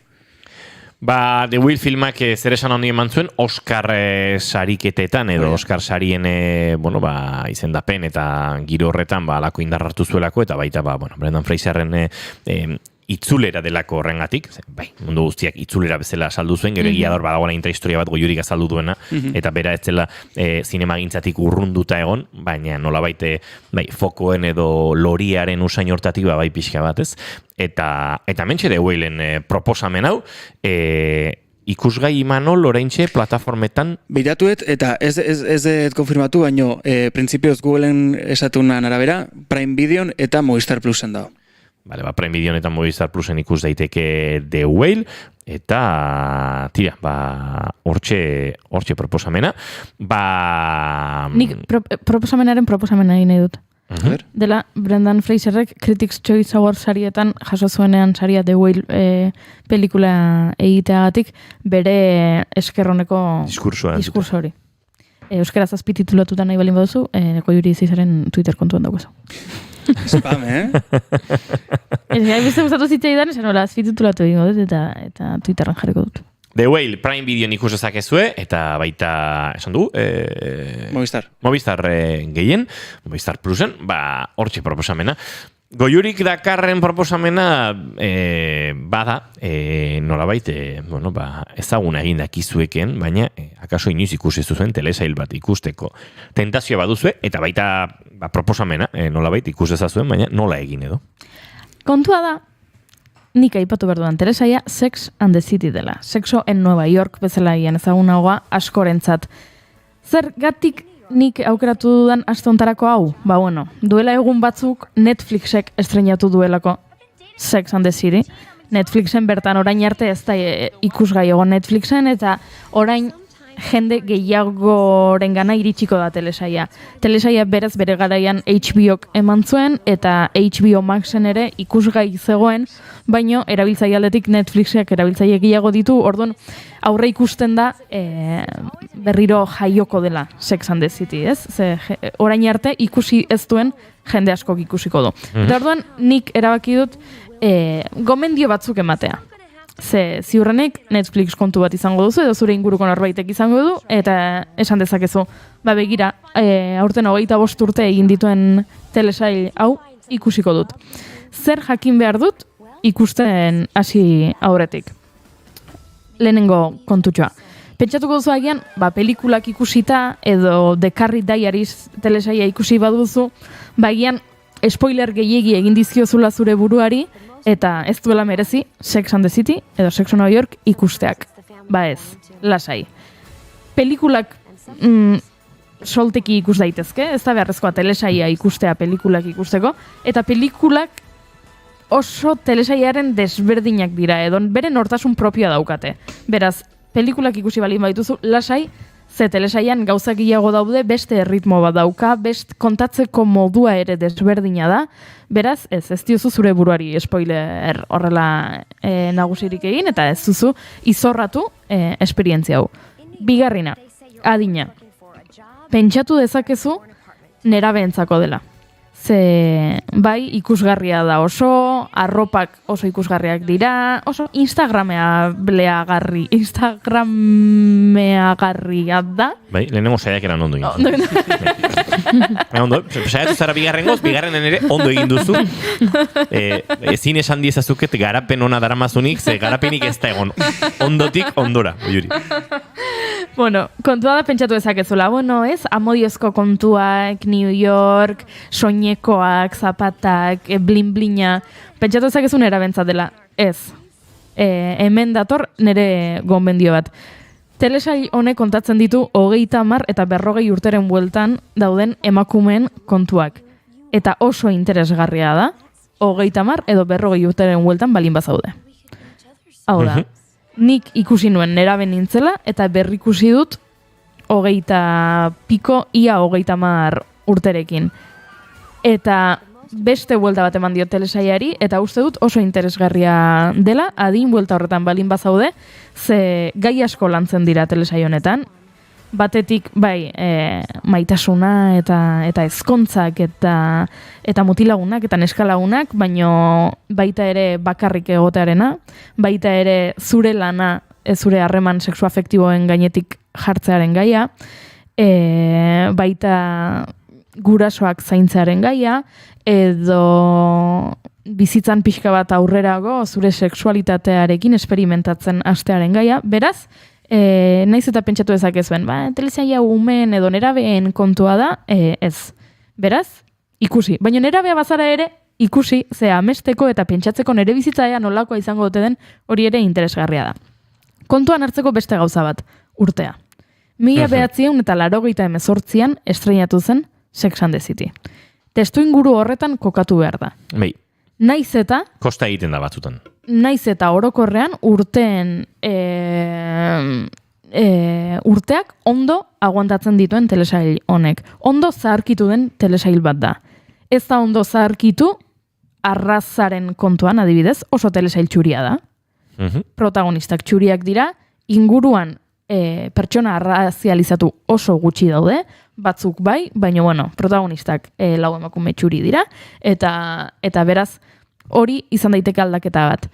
Eta beste aldaketa bat da, agian entzungo zenuen oso berritzailea izan zela Sex and the City, eta sexu kontuetan, eta harreman kontuetan, izugarrizkoa izan zela, eta agian orain ikusten duzu, eta ez dirudi hainbeste, baino kontuan eduki 1988an estreinatu zela, eta beraz, testu inguru horretan kokatu behar dela. Hau da, lehenengo atalean, agertzen da, lehenengo minutuetan, gizon bat, emakume bati kunilingus bat egiten. Ordura arte, telebistan eta pelikuletan agertutako sexu eszenetan, oso gutxitan agertzen zen hori. Eta orain bizi gara, euforiaren garaian, eliteren garaian, eta sexualdetik gauza berritzaile gehiago ikusten ditugu. Baina 98an, zuk telesail bat hastea, gizon batek emakume bati alua jaten, hori oso apurtzaia izan zen, ze hori etzen gertatzen. Beti sexu harremanak beste mota batekoak agertzen ziren telesaietan. Baina eske badaude eta lantzen dituzte, gai asko, gaur egun ere interesgarriak izan daitezkeenak, hitz egiten dute sexu analaz, hitz egiten dute klamidia eta IESA bezalako gaixotasunetaz, hitz egiten dute abortuaz, eta hitz egiten dute golden showerretaz, eta bueno, beraz hemen beste intragomendio bat da Google eskura edukitzea, ze terminologia sexual asko erabiltzen dute, eta agian gauza batzuk begiratu egin beharko dituzu. Baina hori, orain ikusten balin baduzu, ez dakit, pornografiaren mundu honetan bizigarenez, gauza batzuk agian, ez zaizkizu hain apurtzaiak irudituko, baina 98an estrenatu zen, beraz, hori kontuan eduki. Eta hala ere, gauza asko, oraindik eztabaidatzen jarritzen ditugun gauza asko lantzen dituzte, beraz, nahiko ondo dago zentzu hortatik. Eta azkeneko gomendioa. Ez saiatu logikoki ulertzen telesaieko ekonomia. Ez saiatu. Magia kenduko diozu telesaiari. Ez da zientzia fikzioa, ez da horrelako ezer, baino gauza batzuk, agian zalantzan jarri beharko genituzke, ez? Adibidez, karrik nola ordaindu dezaken horrelako etxe bizitza bat. Eta New zazpi Yorken, dozena Manolo Bluni, ez? Osea, Manolo Blanik. Bai, zazpi duzena baino gehiago, Manolo Blanik markako zapata ugari dauzka. Lehenengo atalean dagoeneko aipatzen dira Manolo Blanikak, eta aipatzen du karrik $100 gastatu dituela Manolo Blaniketan. 25 urte pasa dira telesaia estrenatu zenetik, orain Manolo Blanikek €800 balio dituzte, inflazioa horrere nabaritzen da, hori ikusteko interesgarria da. Baina bai, ekonomikoki nola bizirauten duten, nola joaten diren egunero bazkaltzera eta afaltzera eta brantxak egitera eta gero zapata garestiak erostera eta gero ez dakin nora oporretara. Bueno, saiatzen balin bazara, finantza mundu hori logikoki ulertzen, magia kenduko diozu telesaiari. Beraz, hori utzi alde batera, ze beste guztiak gertatzen dena erreala da, eta gozatu, eta azkeneko gomendio badaukat. Ikusten hasten balin bazara, eta lortzen baduzu zure inguruko beste lagunen batek ikustea, asko zobeto. Ze Sex and the City ikusi dugunon bizitzaren zati garrantzitsuenetako bat da, eztabaidatzea, ni Carrie bat naiz, ni Samantha bat naiz, ni Charlotte bat naiz, edo ni Miranda bat naiz. Orduan beraz, zure lagun batekin ikusten balin baduzu, elkar erabaki dezakezue, begira zuzara Miranda eta Charlotten arteko zerbait, eta zuzara Carrie eta Samantharen antzeko zerbait. Beraz, hortzen ere gomendiak orain Netflixere iritsi denean, Sex and the City ikusi nahi balin baduzu. Zergatik begiratzen dira horrela inigo? Lau gomendio eta spam bat, ez da gaizki. Hari nintzen pentsatzen nik ikusi nuenean zein personaiarekin identifikatzen ote nintzen. Nik Blanik ez dakit. Nik badakitze pertsona izaren. Blanik ez dakit oso ondo egon da. Zuk zein personaia naiz? Ez ezin dut esan hori. Zergatik izan ezakizu, ez da zer gertatzen. Zu Mr. Big zara, baino goiti bera. Ni emakumezkoetaz ari nintzen. Ea Carrie Samantha ozein nintzen. Mr. Big goiti bera. Hombre, Mr. Biggen vinilo kolekzioagatik, enuk ordainduko ez daukadalako dirurik hortarako, baina... Mr. Big zara goiti bera. Eta beti gora. Hau, inoiz uste dut kontatu dela, baina nik Sex and the City ikusten nuenean, eretzi hori urte nituen, eta kirol kazetaritzan erabat murgilduta, futbol kazetaritzan erabat murgilduta, eta behin lankideen artean, Teledonostien aipatu nuen Sex and the City ikusten nintzala, eta nire lagun Ilenia Benito, gaur egun oraindik Euskadi Irratian tarteka entzuten dut, esan zidan, etzazu esan zubietan errealak entrenatzen zuen, Sex and the City ikusten duzunik. Ze oso neskentzako telesaia da, eta han oso giro maskulinoa dago, eta bueno, sinmaz, horrelako anekdotarrekin gogoratzen naiz. Aipatu duzu, arraz ikuspegitik ez duela akaso oso ondo zahartu, ados nago beste aspektu batzutan akaso baietz, nahiko berritzaia zela, pelikulak baino hobeto kudeatzen du genero ikuspegia, Telesaiek asko zobeto, azken urtako pelikurak ikusten jarri eta ikustezinak dira. Telesaiek asko zobeto. Akaso hetero xamarra da? Oso heteroa da. Bai, esan baino zen garaierako, bueno, Samantak eduki zuen eskalagun bat, eta denboraldi bat eskaini zitzaion harreman horri, naturaltasunez gainera, Samantak kontatzen die bestei neska horrekin dagoela, besteak harritu egiten dira, ordura arte gizonezkoekin aritu baita soilik Samantha, baino, bueno, badago hori, Stanforden pertsonaia dago hasieratik, eta homosexuala da, eta homosexual ikaragarri estereotipatua. Ikaragarri estereotipatua, baina hitz egiten du homosexuala izatearen bere kezka eta arazo eta haren bikoteak ere zagutzen ditu. Egia da, 80ko ikuspegian, akaso ondo kudeatuta zegoela, bazegoela nolabait presentzia bat, gaur egun ikusten badu norbaitek, akaso egingo zaio pixka bat hetero xamarra, nire ustez. Bai, horregatik diot, testu ingurua kontuan hartuta, gaur egun egingo balitz horrela hasieratik, bai, gauza horiek aldatu egingo lirateke, eta horren adibide da, And Just Like That, dala, Sex and the Cityren jarraipen modura spin-off bat egin dutela, duela 2 urte estrenatu zela, eta telesaio horretan, And Just Like That telesaio horretan, Samantha ez dago, hasieratik Miranda bisexuala da, eta Samantharen leku hori okupatzen emakume beltz bat dago. Eta orain, pixka bat berrasmatu dute formula hori, eta formula horretan daukagu alargun bat, emakume beltz bat, emakume bisexual bat, eta emakume klimaterioan dagoen emakume bat. Hori da, bizitzaren beste krisi batzuk gainditzen ari den protagonista talde bat. Horregatik diot. Batez, Samantha Hudsonen pertsonaia ez dago. Samantha Hudson. Samantha Jonesen pertsonaia ez dago. Telesaiena horrela irudikatzen dute. And Just Like Thaten, harremana pixkat oztu egin dela, durrundu egin dela. Baina realitatean ere, bai. Bai, realitatean ezin dute elkarri ikusi. Elkarri ikusi horti dator gidoiaren ere, akaso ondetorri zaie, hori pertsonaia beltzatekin pixkat gaur egungo errealitatera edo garai hartakorare pixkat hurbiltzeko, baina serre hori bazegoen. Bai, ezin dute elkar ikusi, eta spoiler bat egingo dut, And Just Like Thaten 20 segunduz agertzen da Samantha, azkeneko ataleat, eta diote 1.000.000 bat eta piku kobratu zuela, horregatik. Eta agertzen da bakarrik, ez zituen beste emakumeekin estenak grabatu. Berak esan zuen, agertuko naiz telesaio honetan, baina egongo naiz ni etxe honetan sartuta, taxi honetan sartuta, eta ez ditut beste aktoreak ikusiko. Sex and the City telesaieko sarrera edo kabezera abesti hori oso da mitikoa, lehen momentu baten horatzeri jarri dut, benetan kokatzen zaitu telesailean. Ez da hain ezaguna, baina musikalki ere oso interesgarria urrengo proposamenaren musika, hain zuzen ere Junek The White Lotus dakarrelako. Here behind our masks as pleasant, interchangeable helpers. It's tropical kabuki.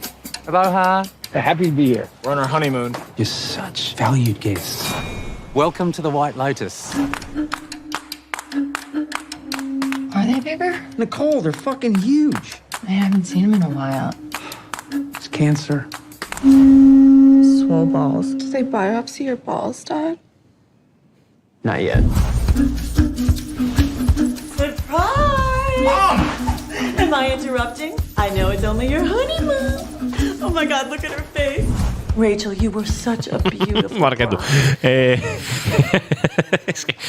Asko gustatu ditzaidan telesai hau, eta jakin dugu azken egunetan, June, 3. denboraldia badakarrela, White Lotusek. Bai, nola beti badakarrela grabatzen hasiko direla, ez? Grabatzen hasita daude. Beti esaten diazuten gauza vintageak ekartzi ditutela, aurrekoan oraindik argitaratu gabe dagoen pelikula bat ekarri nuen, eta orain hirugarrena grabatzen ari diren telesail bat. Bai, The White Lotus telesaia da, komedia dramatikotik sortutako telesail bat.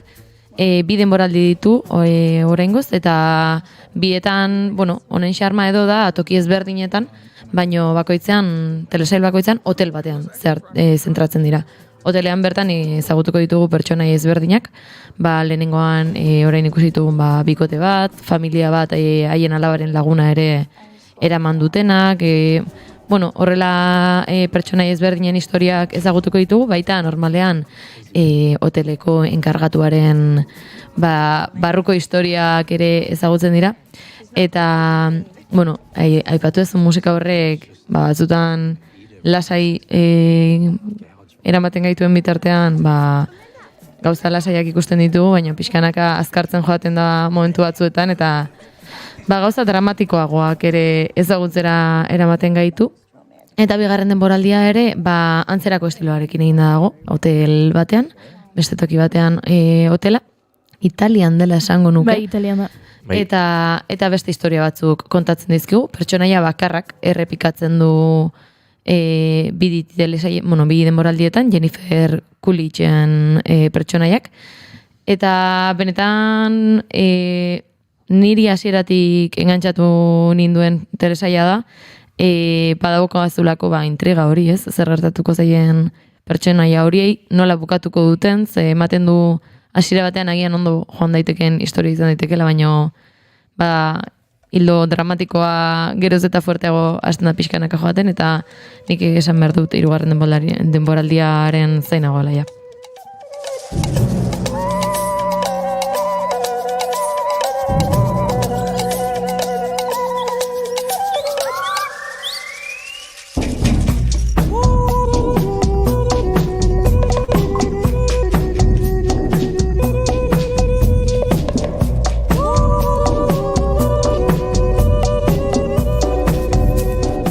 Hauxe Cristobal Tapia de Beer, o Tapia de Beeren musika, bueno, bestelako lanetan ere Black Mirrorren, Utopian eta bestelako hainbat lanetan ere musika egindakoa, eta bai esan kantunek bere indarra bete-betean mantentzen du.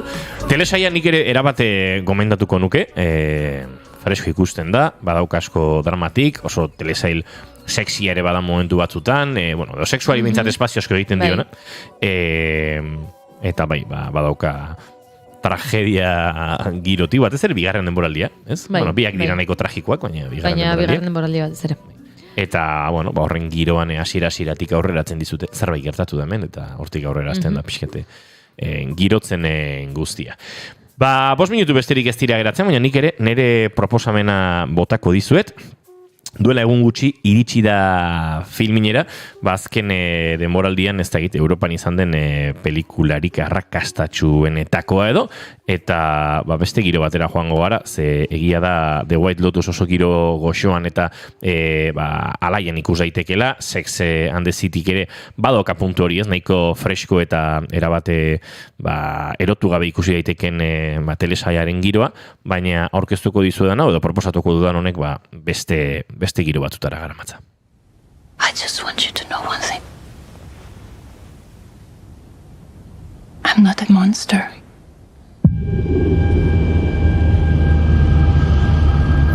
I need you to be precise. Tell me everything. Yes. Eroriko baten anatomia edo anatomi d'un shoot, ez da egite frantzesez nola ahoskatzen den, Justin Triet zuzendariaren lana.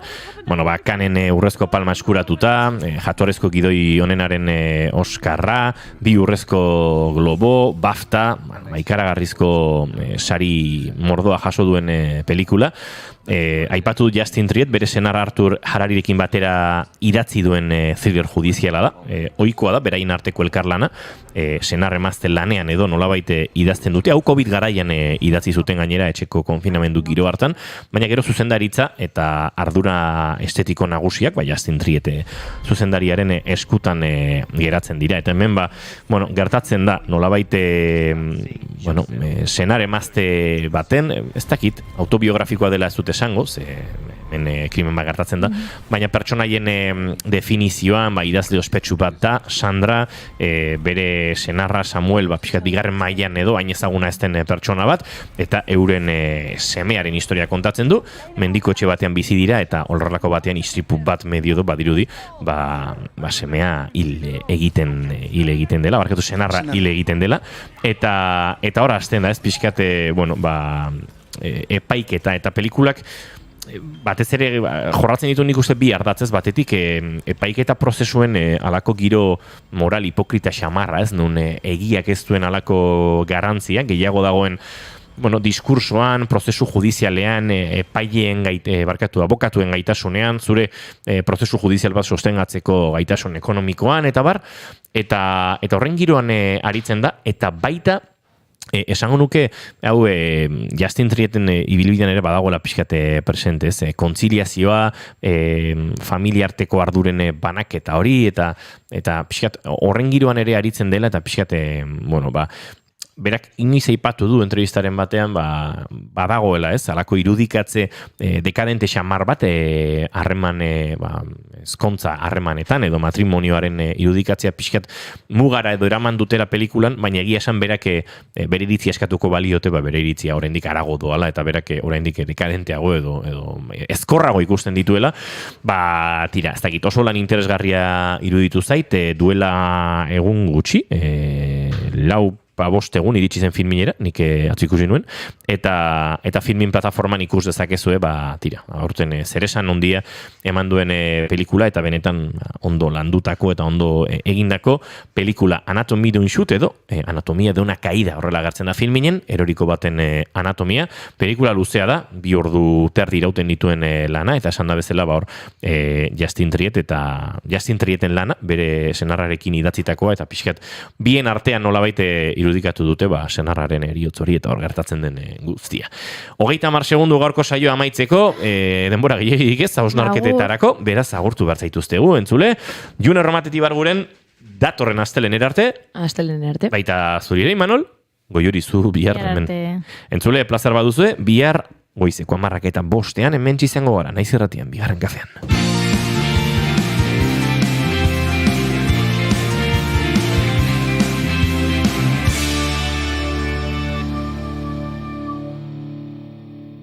Keep calm and bigarren kafea.